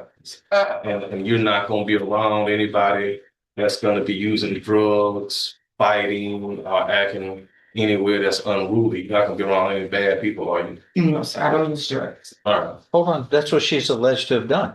No, I'm talking. She's alleged to have evaded arrest or detention and committed assault. No, I'm saying while she's out on, I don't think. I'm talking about while she was out on my probation and she's alleged to have done this. What difference was letting her out on bond do? Yeah, that's bothersome to me, especially in light of the fact that you're on probation for striking a child with a gun. How about that? That's pretty serious. I mean, who does that? The victim in this case, what was the relationship of the victim to the defendant? I think it was her daughter. Yeah, a daughter. A daughter. You're shaking your head? You pleaded guilty under oath to it. Are you not guilty? I want to know because you pleaded guilty under oath, which would be perjurious if you lied to me. I pleaded guilty, sir. Because you were guilty. That's what your document said that you pleaded under oath to. Are you taking that back? No, sir. I'd want to know because you want to add perjury to all this mess. Okay. I'd love to hear more. Who does that? What kind of person strikes your own child with a firearm? What was it, in the head? Yeah, good Lord. But you're driving a bus around town? Well, so none of the customers complain about what they're being charged. I'm afraid the way you deal with that. But here we are, allegation number 2, is committing the offensive assault? And what was the nature of that allegation? It said that the office report stated that she hit a nephew in the back of the head in front of the police officer. Hit the nephew in the back of the head with what? Her hand? Her fist, yes. That's going to be likely going to be on body cam footage from that offense, Judge. Good Lord. So whether it's dismissed or not, the state feels like. You're on my watch here. And you're allegedly assaulting people on my watch. You're supposed to be following all the rules and then evading arrest or detention. Failing to report. How many times she failed to report? Just once? Well, since she's been on probation, it's been a total of 14 times. What? It's been a total of 14 times. 14? Yes. I didn't know anything about that. That's news to me. You ain't getting a bond. Sir, You're not getting a bond because I've just heard you don't report. And when I'm ordered you to report regularly, she says 14 times? Are you kidding me? Called and rescheduled you under. I've never missed reporting. I've called and rescheduled. I did not have not come. All right. I've called a few times to say that you aren't, and with that assault charge, it was someone at my house that it was my niece and her husband was there. He was drinking and she did not want to give him the keys to the car. Why did you strike your child in the head with the gun to begin with? Why did you do that, ma'am? That you're on probation for? Why'd you do that? She said it was a gun. I did not. It was during. She said it was a gun. I had a knife and cut my own tires. They stole my car. They stole her car. Okay, I want you to look into perjury. If she stood up before me and swore I didn't say that. I didn't plead guilty. that you pleaded true to intentionally and knowingly and recklessly causing bodily injury to the child by the use of a deadly weapon, namely a firearm, by striking the child in the head with said firearm. Did you do that or not? Sir. Okay. So what's all this, the last 2 minutes, what were you explaining to me that you didn't? Okay. Your bond is $50,000 plus a GPS device. You have to have that and you have to be at home confinement, but you can't have any contact with the victims of any of this. Do you understand? Just keeping you from making mess is hard. I want this hearing in 3 weeks. Just with her home confinement, will she be able to go to work though, even though she's at home? Yeah, as long as to and from in the most direct route possible. I guess the city knows of her illustrious criminal history. I don't know the answer to that question. Since she didn't report her original arrest to the probation department, I'm going to guess that they do not know, Judge. They did not. I'm sorry. You interrupted. He was speaking. You just can't follow any of the rules. This is just a quorum. I know, I get the sense when you're around your family, you're the boss and you dictate to people. It's on your terms. That must be an interesting household, but it sounds inconsistent with the kind of home life I'm used to, where it's a loving, harmless familial relationship where each person respects each other. Meanwhile, you're striking your children with a firearm in the head, which is a second-degree felony. You're on probation for it. You're back in front of me. All right. Can you be ready in 3 weeks? Yes, sir. This one's monitored. This thing Yes, sir. fast. Thank you. Thanks, Judge. All right. Anything else, Langston? Uh, Anybody else? I think that's all of my people that I'm aware of. Let's see. Nice to meet you, Briscoe. Is Alex Briscoe? What's Alex Briscoe? On Alex Briscoe, let me get my notes on here. And then Daryl Henry. Alex Briscoe and Daryl Henry. Let me get, This is an announcement, second-degree felony, ag assault, prior conviction, enhanced with first-degree felony. we already did Bennett, right? Briscoe, I talked with Mr. Briscoe, the offer. I This is a believe, year old. What do you want to do? Trial? It is put in. is set on the trial docket. That's fine. Where is he? In He's custody? back. And then Daryl Henry, there's a person, this is MTRP announcement. He's 10 over So- 10 and it's like, I, right, DWI here, unlawful possession of a firearm, failing to the board. Right. What do you want to do today? today, my advice to him is not, we would only be in. How long do you want it? He's got another paper. Review it in 3 weeks? The part review in 3 weeks. Thank you. He's ready. Beth? Come on up. What are you doing?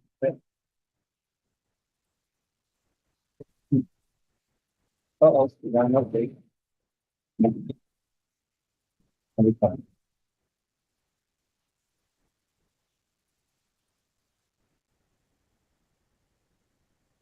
Sorry. Okay, your name is? Nicholas. It was on the trial docket, Judge. It's right up here. Okay.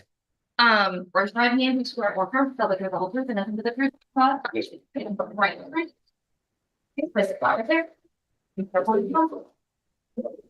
Still reeling from the striking of the child with a firearm. What kind of discipline is that? What discipline? What book is that from? That's frightening. Feel sorry for the children in the house, huh? So weird. Wow. What are we doing? I see a bunch of lighting here. And so I What do we do? reduced to a lesser included misdemeanor for DWI. 60 days in jail. We're gonna let him start his sentence, or come back 2 weeks. Yeah. 1401890, Nicholas, is it Faria? Faria, sir. Faria is called when you were here with your attorney and the state's attorney. Yes. Does the defendant waive a formal reading? In Mr. Shalander, can we proceed in summary? Yes, sir. In summary, this indictment alleges that on or about August 1st, 2022 in Jefferson County, Texas, you committed the state jail felony of operating a motor vehicle in a public place while intoxicated. And that it was occupied by a passenger younger than 15 years of age. You understand what you're charged with? Yes, sir. What are we doing now? Y'all read it in. It says lesser included DWI second or first. It says this looks like a 2. There, read it to me. I can't understand it. I can't see it. Second. I'm not sure if this is lesser included that or not, but Okay, which is the punishment range is what up? It's like a regular class A misdemeanor up to 1 year in the county jail and or a fine up to $4,000 can be assessed. Is that right, everybody? That's correct, Judge. Okay, is that your understanding of the plan? Yes, sir. An agreement's been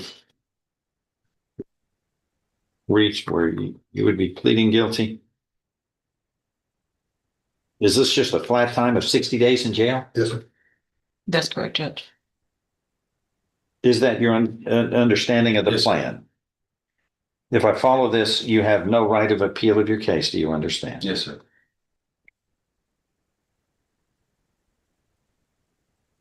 How do you plead in this case? Guilty or not guilty? Guilty, Your Honor.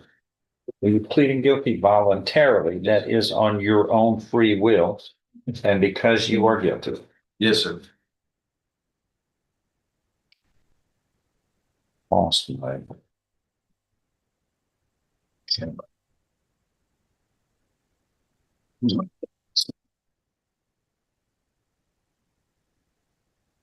I'm left-handed and right the way left-handers run. Every time I put my hand on the screen, it smudges it. And that's why I've got to have something, Oh, I see. a buffer. You can learn right hand, look at those. Why didn't you tell me that when I was born? Well, I tried to. I didn't.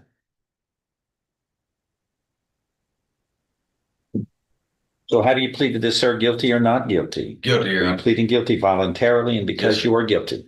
I show you what's marked State's Exhibit 1 there. Did you sign that? Yes, sir. Understand it, discuss it with your attorney, or the contents all true and correct? Yes, sir. State's Exhibit 1 tendered into evidence. Objection. Without objection admitted. The state you are mentally competent to enter your guilty plea. It's freely and voluntarily made. You know what you've been charged with. The indictment's been read to you. You've read it.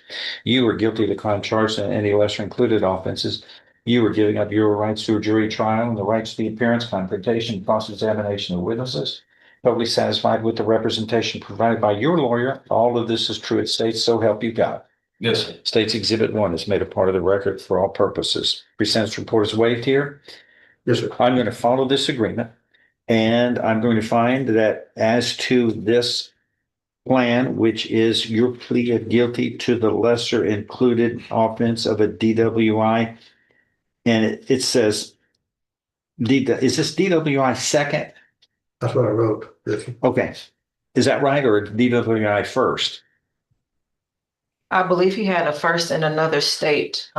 He's had a prior DWI, so I'm not sure. But he's had two priors, right? No, Mm. No, just. This was a state jail because of a child passenger. Oh, okay. Good. They're operating. It says, though, you take that out and it says operated a motor vehicle in a public place while the defendant was intoxicated, period. I mean, that's a misdemeanor right there, isn't it? Correct. Yes, I sir. mean, it's not alleging another one. Even if there exists, I mean, it's not alleged. So he's just, a lesser included is just a regular DWI 1, right? Which is a Class A misdemeanor, correct? Yes, sir. All right. Class B, Jeff. I'm sorry, a Class B. Class B. Okay. Does that make a difference? No, sir. It's a 60-day term. For it could enhancement still be. purposes, we could still use the second one, whether it's DWI or DWI second, so it doesn't make a difference to me, Judge. Okay, so then this is a lesser included to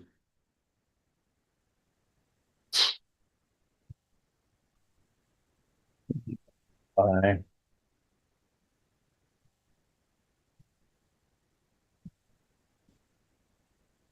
Which carries with it up to 6 months. What's the fine on 2,000. like? Yes.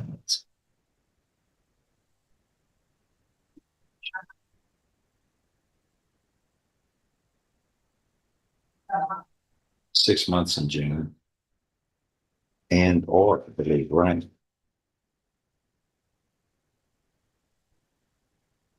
$2,000 fine. Yes, sir.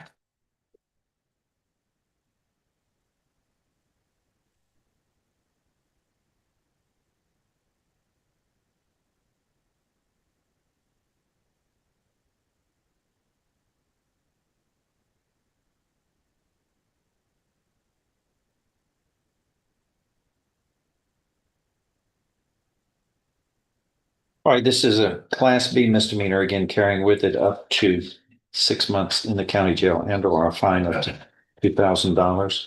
The agreement is 60 days in jail, and your plea to this lesser included Class B misdemeanor is guilty. Yes, sir. And you are making that based upon the state's Exhibit 1 that is admitted into evidence where you have voluntarily, knowingly, intelligently, and upon advice of counsel entered your plea of guilty. And if I follow this, you have no right of appeal. Do you understand? Yes, sir. How do you plead again to this Class B misdemeanor lesser included offense of Guilty, Your Honor. DWI guilty? Are you pleading guilty voluntarily and because you are guilty? Yes, sir. This state's exhibit has been reviewed and is made a part of the record for all purposes.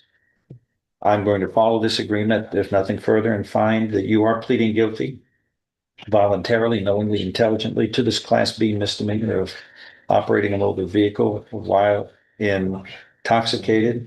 There is sufficient evidence supporting your guilty plea from State's Exhibit 1 admitted here to find you guilty beyond a reasonable doubt. I now find you guilty beyond a reasonable doubt of this Class B misdemeanor of what we call a DWI, operating a motor vehicle in a public place while intoxicated. I'm following this agreement, and you are hereby sentenced to confinement in the county jail for a period of 60 days. And you have waived all rights of appeal. And I believe the defendant is going to enter the county jail in 2 weeks, correct? What's the date? 2 weeks from today or Friday or a Friday or what? Just 2 weeks is fine, whatever date, All right, you must enter on or before 2 weeks from today. How's that? 6. July 6th. July 6th. All right. Anything else? Good. Thank you. we didn't need that come back to court, you was fix the jail. No, he's got to turn himself in on or before 6 o'clock that day. Is that what the rule is? 5. Okay. Yeah, that's right. Must be on daylight savings time. Okay, good.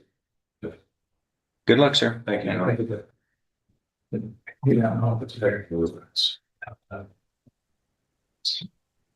Next.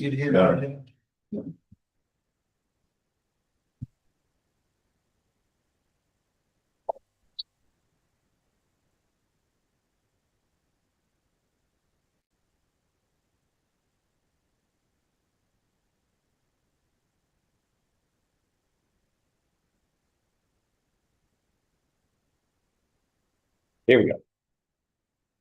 Evidence, Mr. Elam, a separate announcement today. This is relatively new. What are we gonna do today? We're just, and prosecutor and I've agreed to. What do you want to do today? Whatever you want. 4 weeks. Good. Let's reset 4 weeks. Get a reset. Thank you. All right, and that's Elam, right? Yes, sir, Christopher. Here's Elam, Christopher Elam, reset 4 weeks. Next, I have Shermy Arno. We did. We already did that. I didn't. Philip Bennett, Then you were just Monday. Terrell Brown.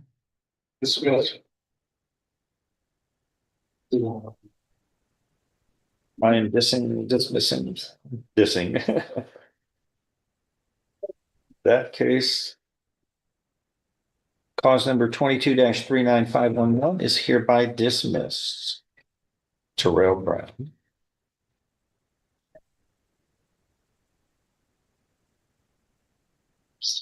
Chelsea Clark. 24 CR 2416. Her files right here, Judge, just an hour. Here's Terrell Brown. Here's Terrell Brown's file. I think that's. Oh. Let's go.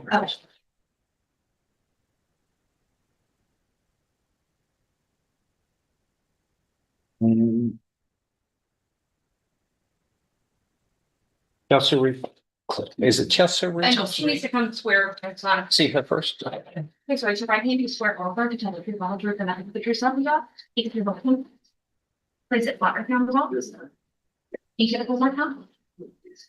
Please look on it.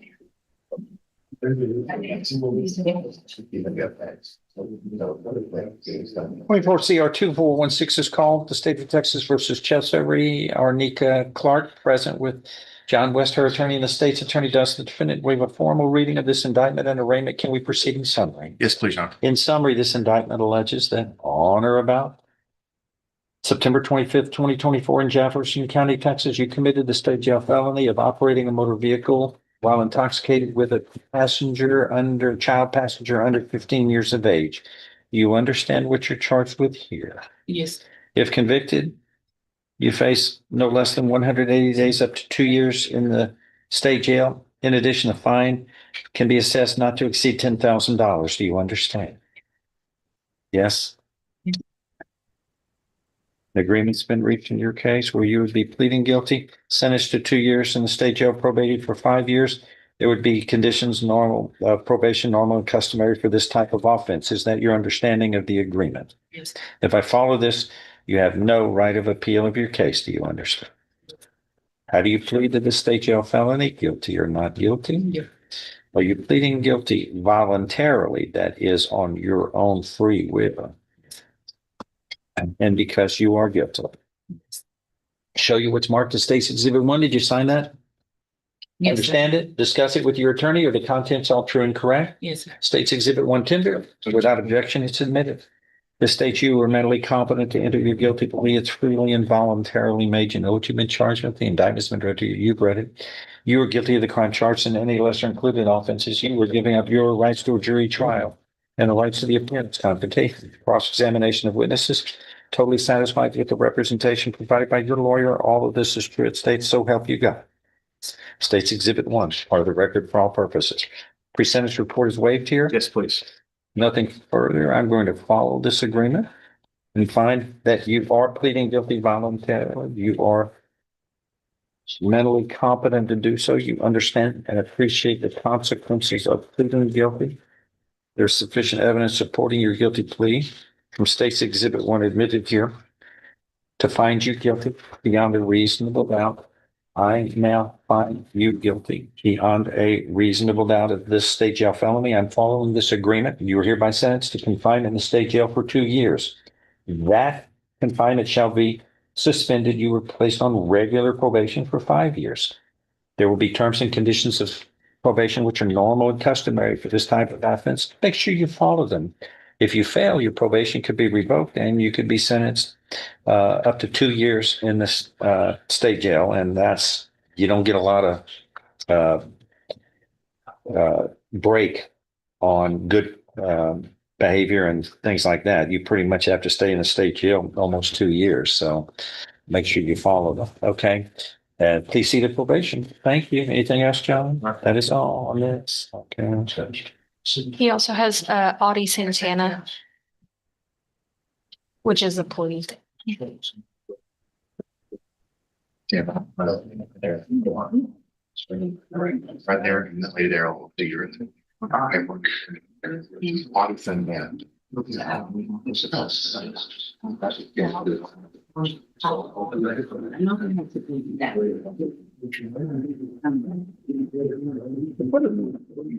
Send that. Fuzzy on this, Bennett, Philip Bennett, what did we end up doing on him?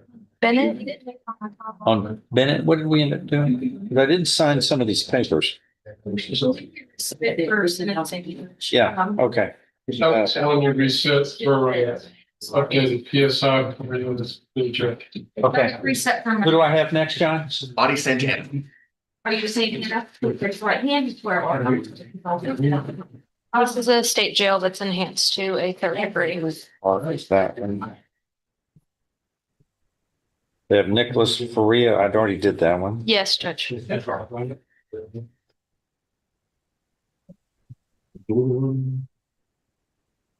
Audie Santana. Right, so you got, right, you got the right thumb print? What about, You're gonna have to eat up one of you that. do on Young again? Okay, that's right there. Asia Young? That's me, Judge. You get up one. We're gonna send it to you. It's a quick one. When are we gonna do that next? Yeah, Today? we're working on And what are we doing about Elijah Watson? I'm not sure, Your Honor. I haven't gotten any kind Okay, of. 25 CR 821 is called Audie Santana. That's you.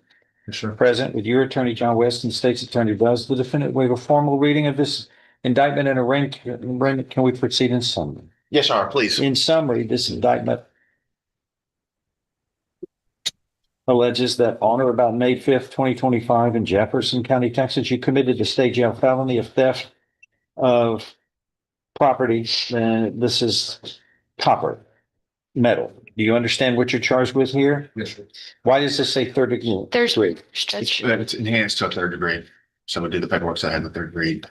Punishment range on it. You have how many prior convictions? What does that say? I want to say, I'm 6. There's 6 of them alleged here. There's got He said 6. 6. Okay, 6 prior convictions going back 26 years, 26 and a half years. Which ones are we going to use? Which ones? We just need to, Judge. This is a state jail felony, and these, do they have to be state jails or do they have to be higher than state jails? 2 state jails enhances it to a 3rd degree felony. But they have to be in sequence, don't they? Or not? No, Judge. No? Because 1, 2. If they're They're higher, all state jails. yes, Judge, but we just All need right. 2 of them. They were not. Paragraph 2 goes on to allege that you were convicted of a state jail felony in 2000 out of the 177th District Court of Harris County, Texas. And paragraph 3 goes on to allege that in 2006, you were convicted out of the 180th District Court of Harris County, Texas. Paragraphs, have you had a chance to read and review paragraphs 2 and 3 as they are alleged? Okay, so paragraphs 2 and 3, if true, constitute a third-degree felony, which means you're facing not more than 10 years or less than 2 years in prison. In addition, a fine may be assessed not to exceed $10,000. Do you understand? Yes, sir.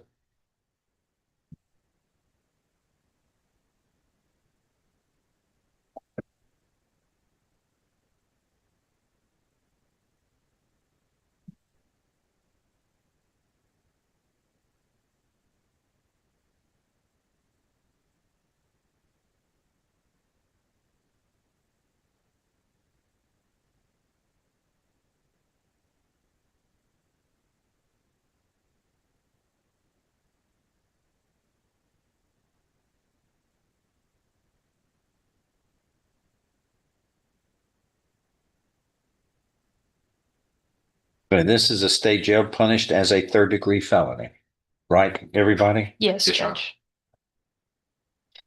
An agreement's been reached where you would be pleading guilty here, sentenced to 10 years in prison.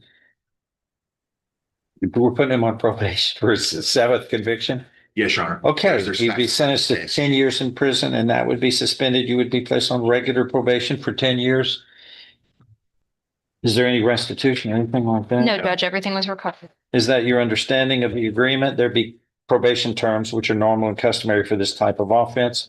If I follow this agreement, you have no right of appeal. Do you understand, sir? Yes, sir. And is this your understanding of the agreement? Yes, sir. How do you plead to paragraph 1 charging you with the state jail felony, guilty or not guilty? No. Are you pleading guilty voluntarily and because you are guilty? Yes. And paragraphs 2 and 3, are those allegations true and correct as we discussed? The conviction in 2000 and in 2006, theft, state jail out of 177th District Court of Harris County.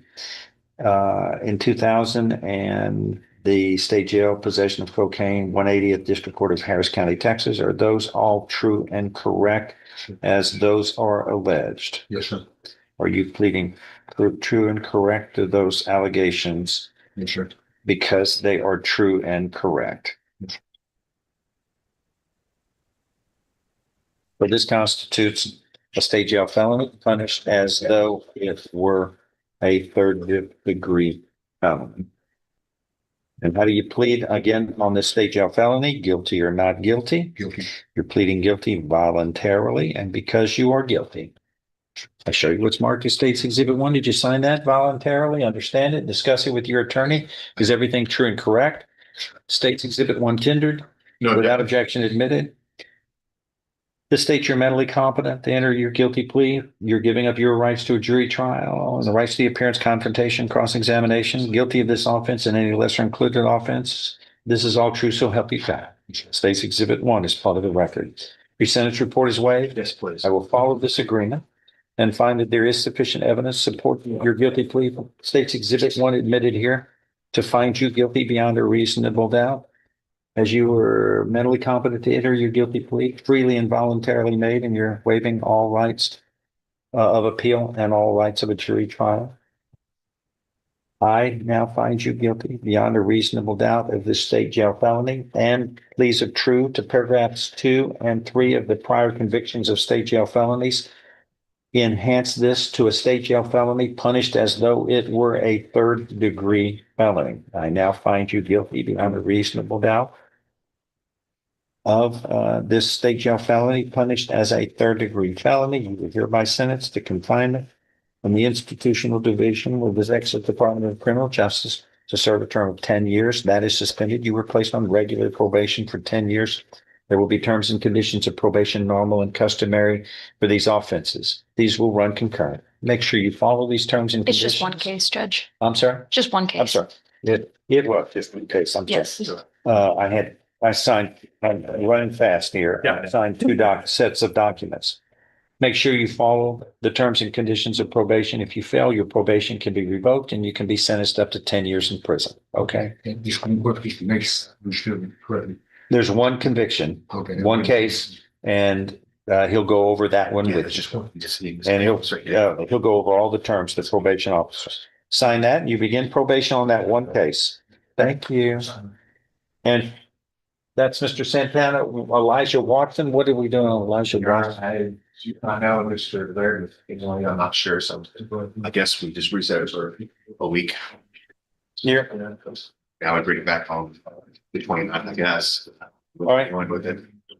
It'll be reset. That's Dusler. It's an MTRP. Where is Mr. Watson? In the back? No, let's bring him. Can we bring him back later this week?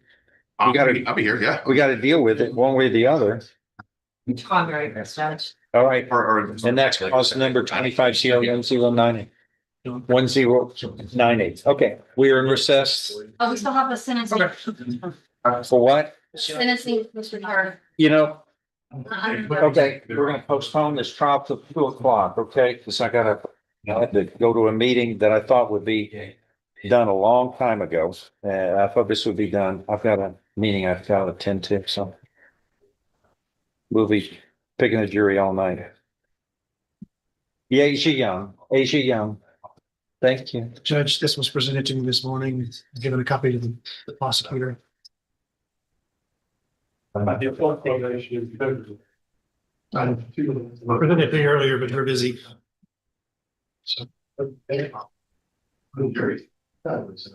It's not, it's an unsigned document, but I guess. She was here earlier, Judge, but I guess they got under it. And all of my.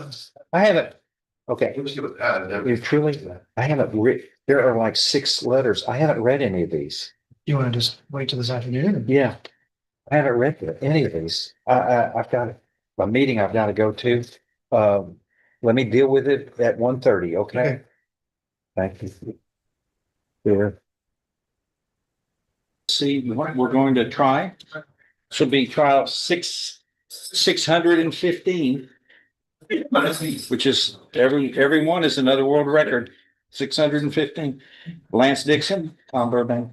Lance Dixon, where's Lance Dixon? That's him? Okay. That's an old one. State ready? Judge, I'm not ready. On this one. 1,230 days? Yes, sir. My complainant was in custody and I was successful. But now she's out and I've got to relocate her. And I have not been able to at this stage, so I'm asking for a reset in that regard.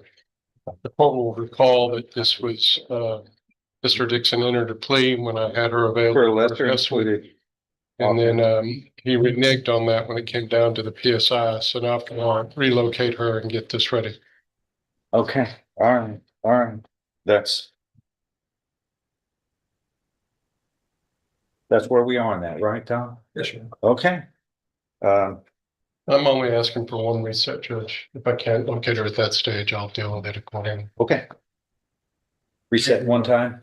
Where'd it go? Yes. Faisal Atari. Ready? Pretty good.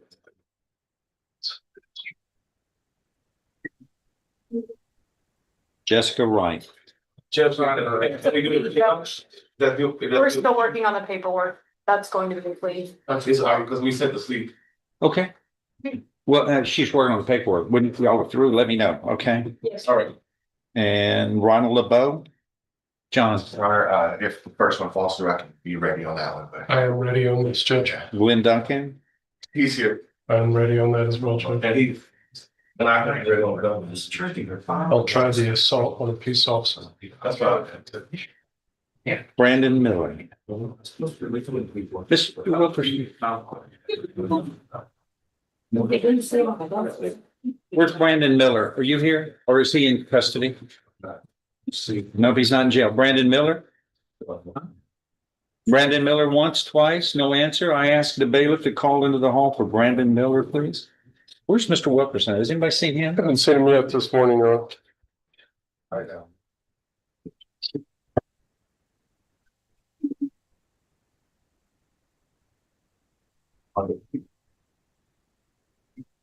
Two cases. We have Brandon Miller, 24 CR 103104, invasive visual recording and illegal possession of child pornography, two cases. And then I'm looking at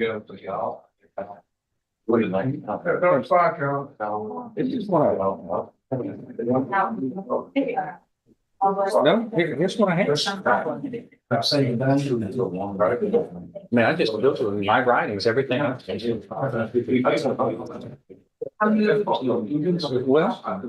it's not up there. I needed the docket. It's just the docket I pulled off my desk. I gave you one earlier this week. So things haven't- So, There's no answer? Okay, yeah, but Ms. Moore, have you talked to Mr. Wilkerson about this case? Did you?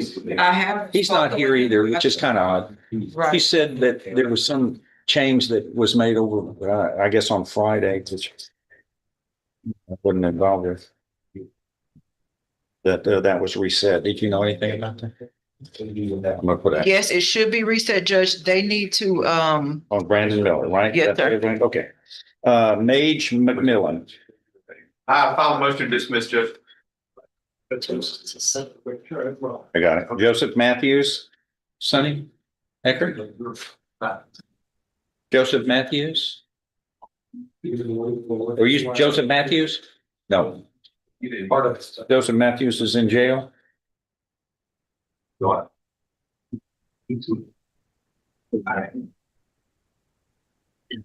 Sonny Eckert. Sunny is set number one page actually this morning at lunch county. He called me, Judge, and let me know that he was going to be in trial there, so. Okay, then reset this for the next trial docket, please. There we go. One after that. Nicholas Faria, Mr. Schland. Here.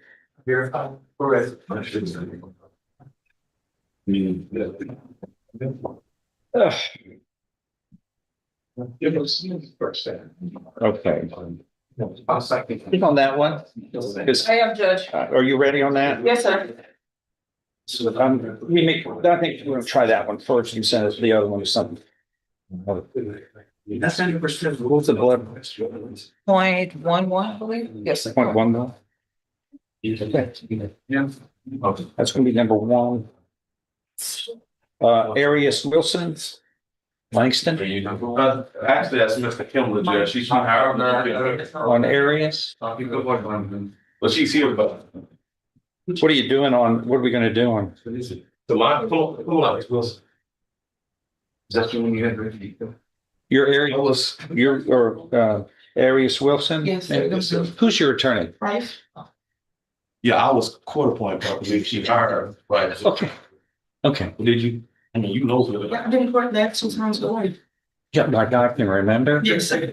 I got 5,000 cases. I got 5,000. Sorry. I'm doing good to remember some of my uncles and aunts. Hey, right. On this one, this is your lady, right? I'll have that brother. Miss Wilson? Langston used to be representative, now you are? Just, what do y'all plan to do? I'll have to confirm that she's in. Okay, have you talked to him, ma'am? Have you talked to him at all? Yes. You have? Okay. He's signing up somebody right now, and then he'll talk to you next, okay? And then we'll call you back. Okay. Thank you, Judge. Appreciate you. But you're out of it, right? No, I'm out of that. We'll pass. Yeah, I'm positive. Hey, I don't know. What is it? Okay. Tiana Baker? Morning, Judge. She's present. Are we present? Let me see. Depends what you have to say. Judge, there is a security video that was mentioned in an offense report that we're I trying to don't have it. locate, and the defense thinks it might help their case and be exculpatory, and we're trying to find it. And I may have to pull the evidence out of the BPD locker room and look through all the discs that are in there, make sure they didn't put it in there. So, It's Just one more reset to another child docket. this thing's over a year and a half old. Yes, sir. Now we're looking for evidence. Well, we've been looking for it for a little while and we went through all the computer and got that all brought over to our office and been looking for it. Now we're looking physically for it to make sure it's not there. It involves injury to a child. Yes, So sir. that's always, It's serious. Yes, sir. well, it has its degree of most importance under the rules. That gets accelerated to the top and. Yes, sir. And we just need one more just to go look for stuff, I just need to make sure it's not there, Judge. That, Judge, I think what happened was the prosecutor was on this case. I think resigned or moved on. And so I was dealing with her and I think I didn't know she had left. And so I reached out to the chief to address this issue and I know he's on it. It's crucial for us, Judge, because I can appreciate it. It's just, on the product, it's a year and a half old and y'all are looking at, how long is this going to take? if we get one more trial setting, Judge, another 4 weeks, so we can get it. We'll know for sure one way or the other. Sure.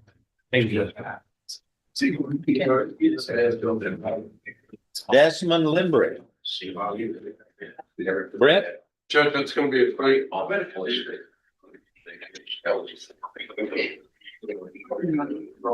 Yeah. No. Hey, Judge, if you want that, read the third case on the trial. I had to go through all the papers. Jessica Ryan? That's the greatest thing. I can do that for you right now. That's on the trial docket. Really? Do you need to go somewhere? No, You want to do it first? I was gonna do it. I know Well, you. we're gonna put it right. Hey, it's on the trial docket. We can go. Trying to feel you out there. I don't know how good you are on this. Yeah, we'll get, let me just go through it. I'm almost through and then we'll. That's cool. Judge, Mr. Limbrick is here. I'm doing paperwork. Okay, on, Desmond Limbrick. Should be on the second page, I think.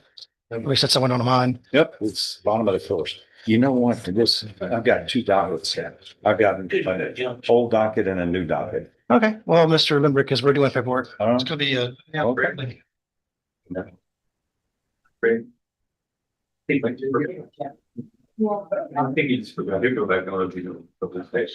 Christopher Broughton.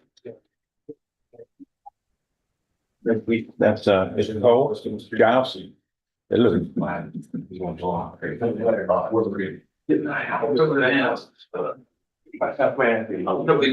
Christopher Broughton. There is no answer in the courtroom. I asked the bailiff to call into the hall for Christopher Broughton. That's Miss Moore? That's your case, right? Have you talked to Giles lately?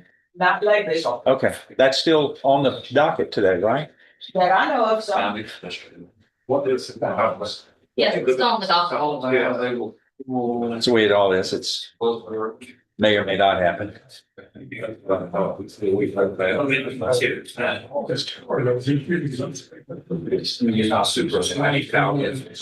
Christopher Broughton,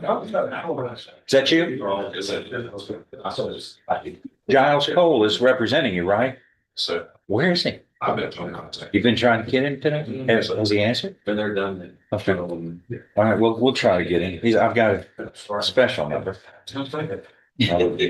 Okay, just hang out there close by. Thanks. Roger Carter. Roger. Right. That's Mr. Laird, right? Yes, sir. Mike on Carter, announce ready. Yes, sir. What do you say? One music trustee. Okay. Christopher Hinojosa. That's the last name. He's here. Chris, He's in the back coming up. yeah, and, Oh, yeah. yeah, on him. If you don't mind. I don't mind. Still trying. That one is just like a 200 something. Can I just have one resale? Actually, right at 300. My bad. I'm just ready. But, I just enjoy him, kind of. Okay. I have my mind on right and left, just at the top. That's the direction. At least it's not on golf or something. How much time? Just a normal 4 weeks. This is the criminal district court. There's nothing normal in this one.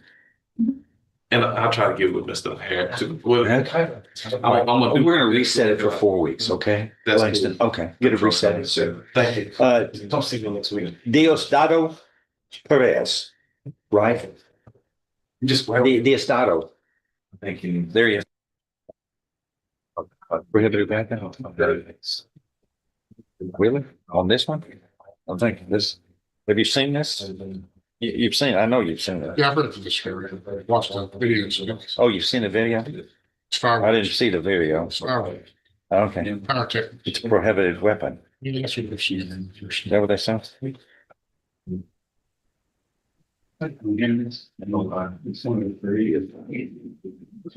And grow. Where I used to live. Growing up.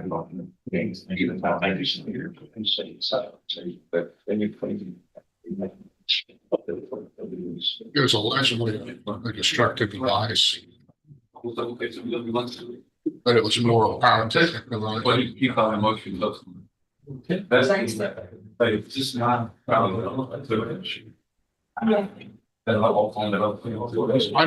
that, but the facts will speak for themselves. We're trying to. So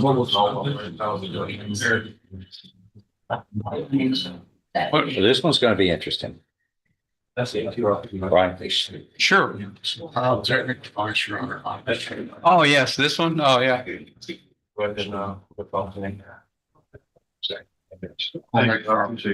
No. Yeah, that's true. You're the next day. You still live in the All right. Just a minute, right? Well, we put down what there's different schedule. Already that's just check out. Yeah, well, apparently when they go into the car and then lock the door and wait and see what's happened. Mhm. Right, family. Yes. Yeah, the fan. Well, you've read this. Allegedly. This is, and then Gotta check it with it. You'll love the video. Video, there's nothing destroyed. I don't know, but Doesn't still, have to be anything you destroyed. don't You have to expect a destroy explosion, you anything. expect something to be But destroyed. the thing is what we want is a family that doesn't have explosive devices at the house. It's following. When we're drinking, and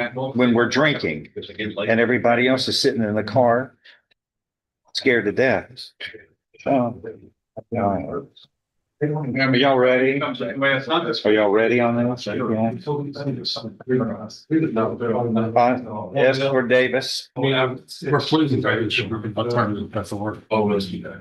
And finally, I got Sheena Miller again. Sheena? That's a still trying. Yeah. Where's Sheena? Sheena, that's her. Yeah. You want him to sit down? Oh, yeah, I do. And don't light anything. Sit down in there and don't light anything.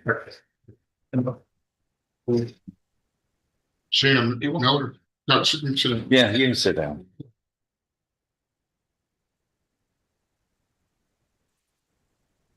How many, please? You have 2 or 3? There's one with lights. And one with it now.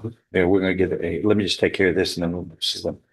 Yeah, this is a trial. So this is- Yeah, but there's 5,000 of them. I gotta, Nothing's changed. This I just can't remember them all.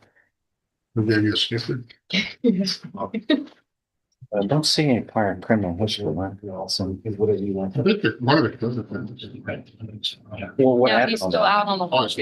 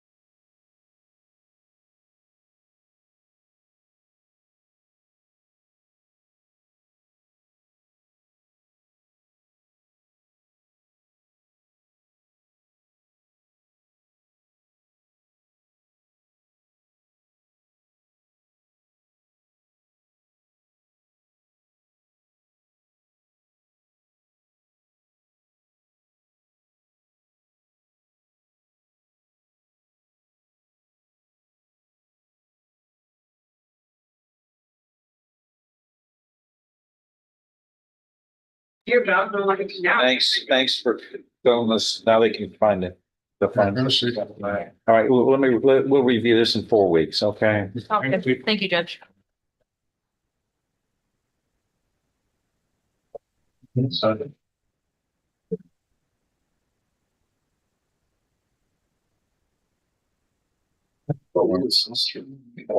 Yeah, let me get your please real quick.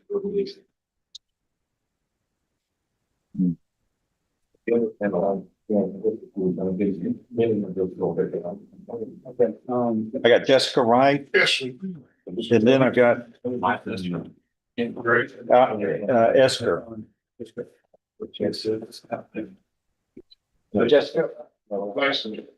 I'm ready. There are 2 cases, right? What are we gonna, We're ready. what's gonna get dismissed? No. It's a plea on both of them, Judge. We know on both of them. Please raise your right hand, swear to walk around the color. Right thumb print. Gotta eat up more than that. He's still got a warrant, one line under your fault. Let's just flat right here. Yeah. Flat hands. Okay, that's it. You can go stand for the check. Here's just insert something. Okay. She wants to. Hey, Brent, I don't see anything in the queue on Lindbergh. I just sent it to Jimmy. Okay, and Should be on the way, I Judge. don't see anything on Esco. That should also be on the way. Okay. 2 cases are now called 23 CR 757 and 25 CR 928, the state of Texas versus Jessica Helen Wright. That's you? Present. With you got a gaggle of attorneys here. Is that what it is? That's what we tell them, more than one is a gaggle. Okay. Oh, right. That's pride of lions in it's gaggle like in geese. Is a gaggle of geese. All right, who's handling which one? Langston's on the DWI, Rife's on the theft. All right, on 23 CR 757.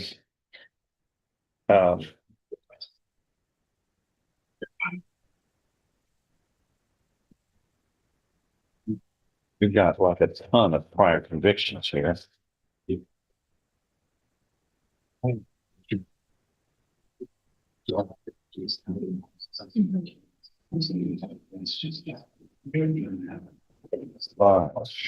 Jessica's case. Does the defendant waive a formal reading of the indictment and arraignment? Can we proceed in summary on 756?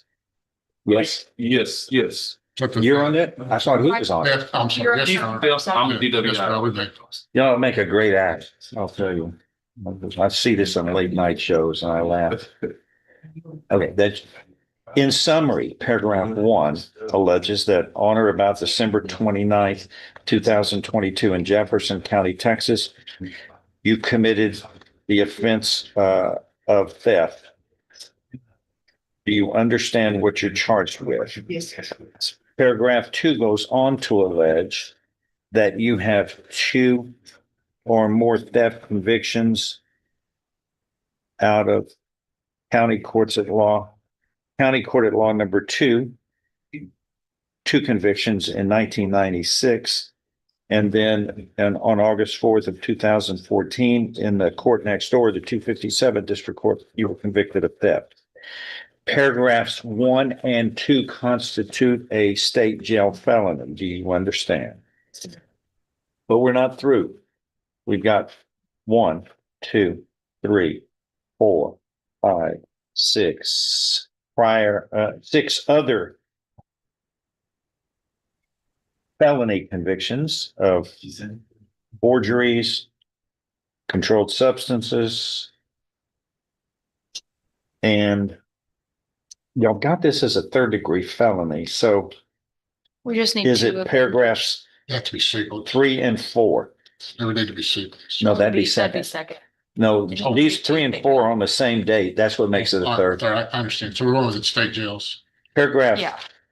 3 of the indictment alleges, as well as paragraph 4, that on April 10th, 2001, in this criminal district court of Jefferson County, Texas, 2001, I think I was in high school then, in cause number 71569 and 71607, you were convicted of the state jail felonies of forgeries.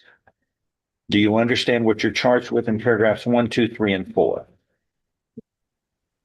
This constitutes a state jail felony, punished though, as though it were a third-degree felony because of the prior convictions, which means you face a term of not more than 10 years or less than 2 years in prison. In addition, a fine may be assessed not to exceed $10,000. Do you understand? Yes, sir. Hold on. State jail.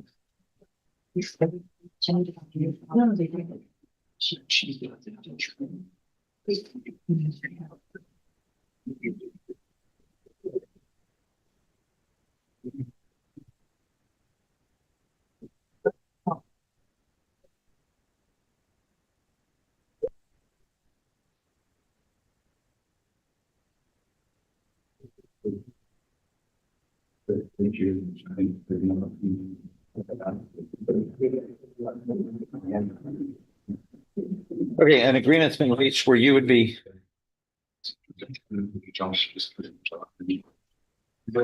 sentenced to 6 years in prison. Is that your understanding of the agreement for all of this? Yes, sir. If I follow this, you have this agreement, you have no right of appeal of your case. Do you understand? Yes, sir. And I guess the agreement is it's going to run concurrently Yes, with another case. both of these cases are running concurrently. It's the concurrent part is on the DWI. Well, I think it needs to be on this one too. Well, They need to run it's one- concurrently with each If other. it's on one, it should cover the other. You could Look, I'm write gonna it. add this just to be on the safe side, so that later on, if she comes up for parole, they go, well, this doesn't say that, and they don't look at the other people. If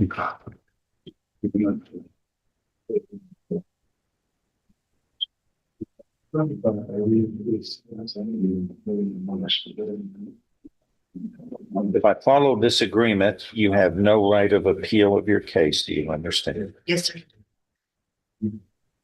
So,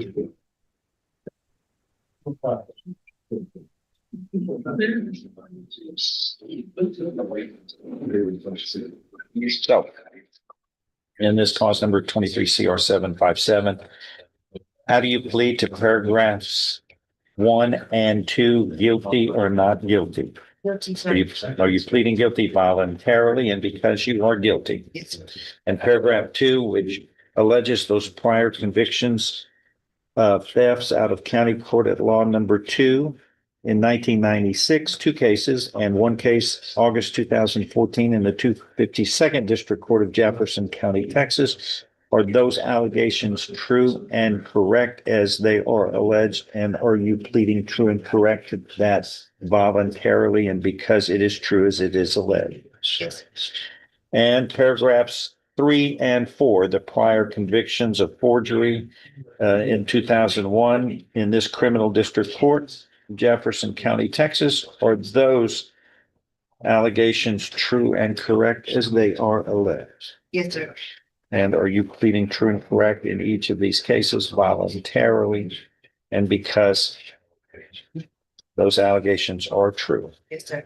And again, this constitutes a state jail felony punished as a third-degree felony, which means you face no less than 2, no more than 10 years confinement in prison, and a fine up to $10,000 can be assessed. Do you understand? Yes, sir. And once again, the agreement is you would be pleading guilty, sentenced to 6 years to run imprisonment to run concurrent with another case. Is that your understanding of the agreement? Yes, sir. And are you pleading guilty in this case voluntarily and because you are guilty as it is alleged? Let's show you what's marked as State's Exhibit 1. In this case, did you sign that document, understand it, discuss it with your attorney? Are the contents true and correct? Yes, sir. State's Exhibit 1 tendered into evidence? No objection. Without objection, it's admitted. What this states, as well as the preceding case, the same statements, and it will be State's Exhibit 1 that we will introduce here in just a minute in cause number 25 CR 928. This states in both cases that you are mentally competent to enter your guilty pleas, which are freely and voluntarily made. You know what you've been charged with in each case. The indictments have been read to you. You've read them. You were guilty of the crimes charged in any lesser included offenses. You were giving up your rights to a jury trial in each of these cases. And you were guilty of the crimes in any lesser included offenses. You were giving up your rights to the cross-examination and confrontation of witnesses, and you were guilty of each of these cases. So help you God. State's Exhibit 1 in each case will be tendered without objection. We've already made it. Admitted. All right.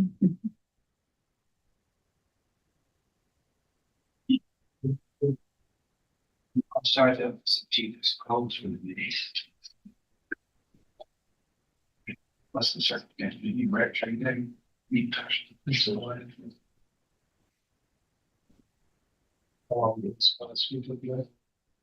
And finally, in 25 CR 928, does the defendant waive a formal reading of this indictment? Yes, sir. And arraignment, can we proceed in summary? We're just proceeding on paragraph 1 in this case, Judge. In summary,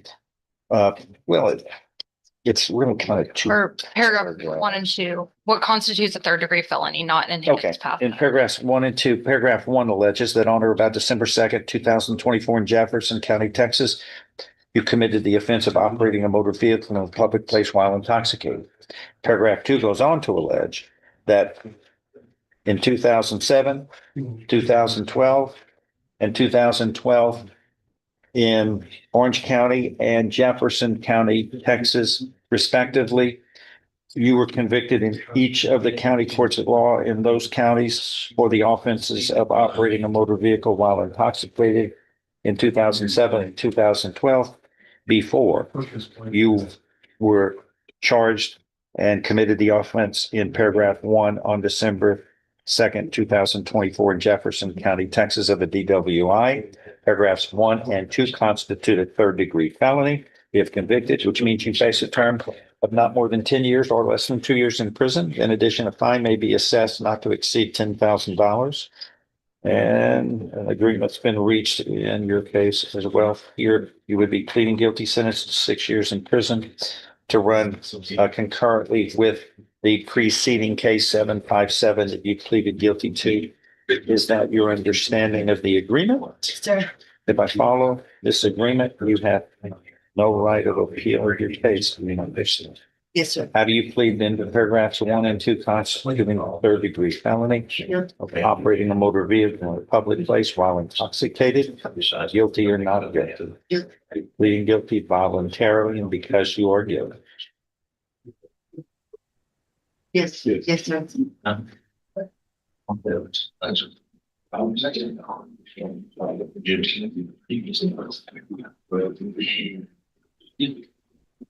Okay, I show you what's marked in this case. State's Exhibit 1, did you sign that? Yes, sir. Understand it, discuss it with your attorney, or the contents true and correct? Yes. State's Exhibit 1 tendered. No objection. Without objection admitted. Similarly, as before, the states you were mentally competent to enter your guilty plea. It's freely and voluntarily made.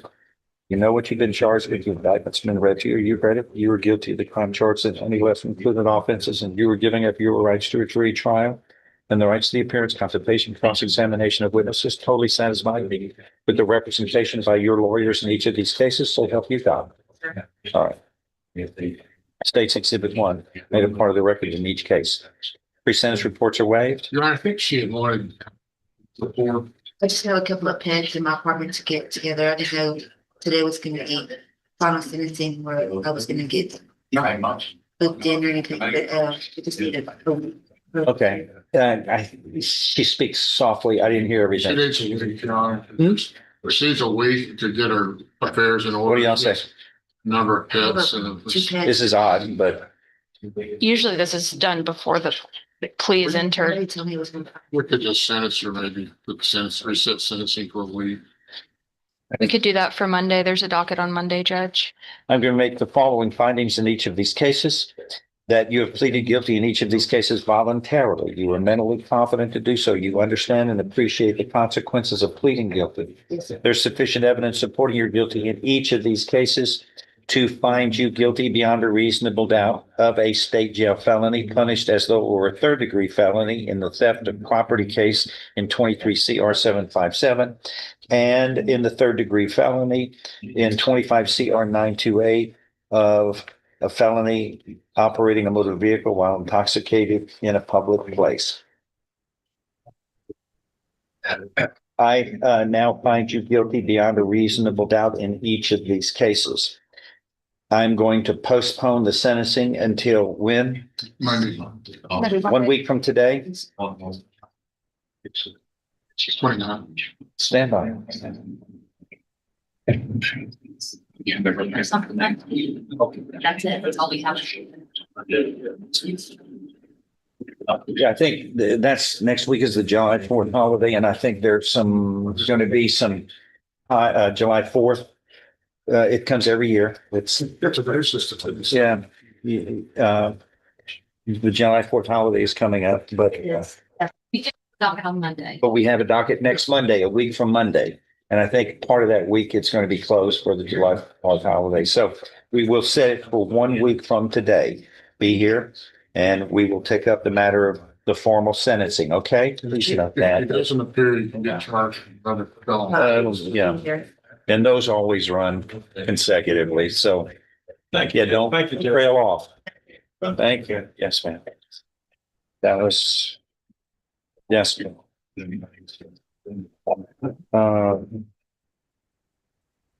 I have Roger Carter. Where'd he go? Hey, Roger Carter, is he ready? We're ready. Yes, sir. Okay, Roger Carter, thank you.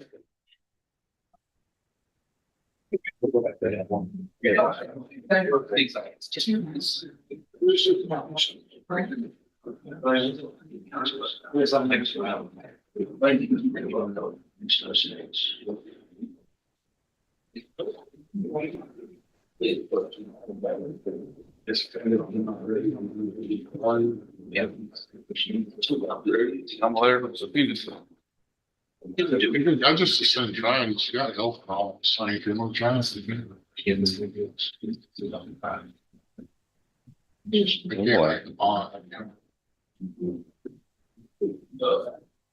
Has he been sworn in? Uh-oh. He's not pleading. He's not pleading. I don't know what this, I don't know what, Hold on. this on the trial docket. We both announced ready later. So, Oh, it's on the trial docket? Yes, sir. Okay, He's ready. sorry. We're gonna have him on the trial docket. Yeah. What did you have? You had Extra days. That's it for the plea. Esker Davis is who we'll need, Davis, and he's out in the crowd. put your stuff on the queue. Sure. That's done. Davis. You need to go in front of me? Yes. Right there.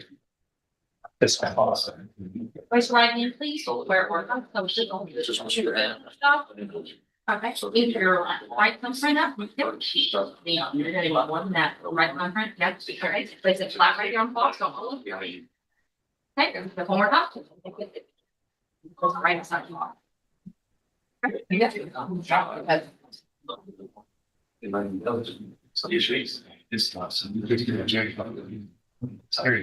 Hey, Brent, we're still on Lindbergh, right? Yes, sir. We're gonna, okay, he'll be up next. Okay.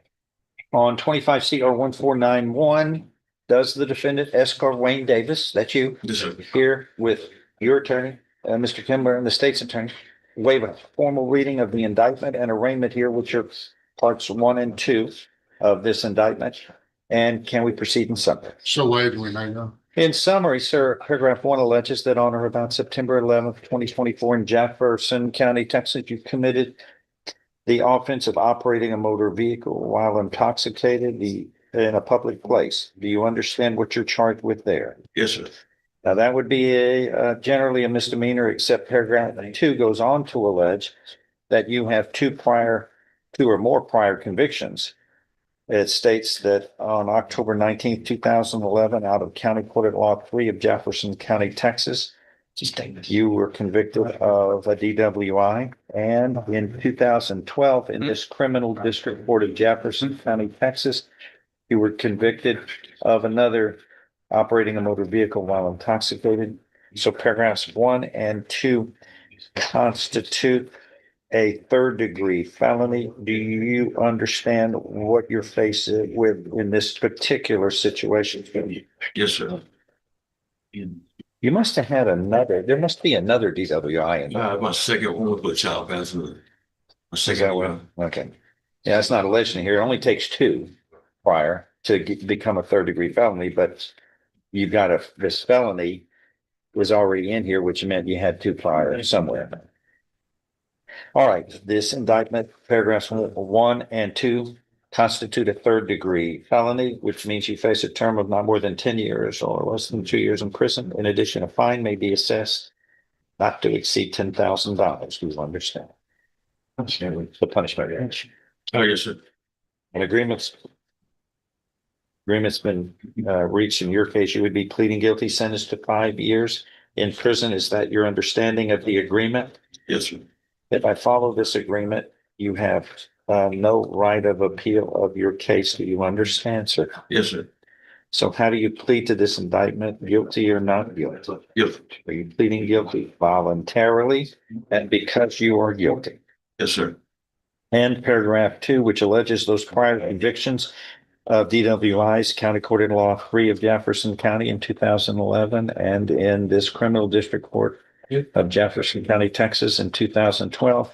Are those allegations true and correct as they are alleged? Yes, sir. And are you pleading true and correct to those allegations voluntarily and because they are true as they are stated in the indictment? Yes, sir. I'm going to show you what's marked as States Exhibit 1 here. Would you sign that document? Understand it, discuss it with your attorney, or the contents true and correct? Yes, sir. States Exhibit 1 tendered into evidence without objection admitted. Among other things, this states you are mentally competent to enter your guilty plea. It's freely and voluntarily made. You know what you've been charged with. It's been read to you. You've read them. You were guilty of the crime charged in any lesser included offense. You are giving up your rights to a jury trial and the rights to the appearance, confrontation, cross-examination of witnesses. Totally satisfied with the representation provided by your lawyer. All of this is true, so help you God. Yes, sir. States Exhibit 1 is part of the record for all purposes. Pre-sentence report is waived. Hello. Okay, if nothing further, I'm going to find that you are pleading guilty and true respectively to paragraphs 1 and 2, which constitute the third degree felony of operating a motor vehicle while intoxicated. There is sufficient evidence supporting your guilty plea from paragraphs 1 and 2 in this indictment during this hearing. Based upon State's Exhibit number 1 admitted into this hearing to support your guilty plea, to find you guilty beyond a reasonable doubt. You are giving up your rights to a jury trial and the rights to the appearance, confrontation, cross-examination of witnesses. I now find you guilty beyond a reasonable doubt of this third degree felony. I am following this agreement. You are hereby sentenced to confinement in the institutional division of the Texas Department of Criminal Justice to serve a term of 5 years. You will be given credit for all time you have served in accordance with this case up to this point. Please be careful. The next time it gets enhanced. If it's a DWI, then again, it gets bumped up to more than just a third degree felony. So be responsible as an operator of a motor vehicle. Anything else to add? That's all. All right. Yep, you're going to have a seat and you're placed into custody. Yes. He's going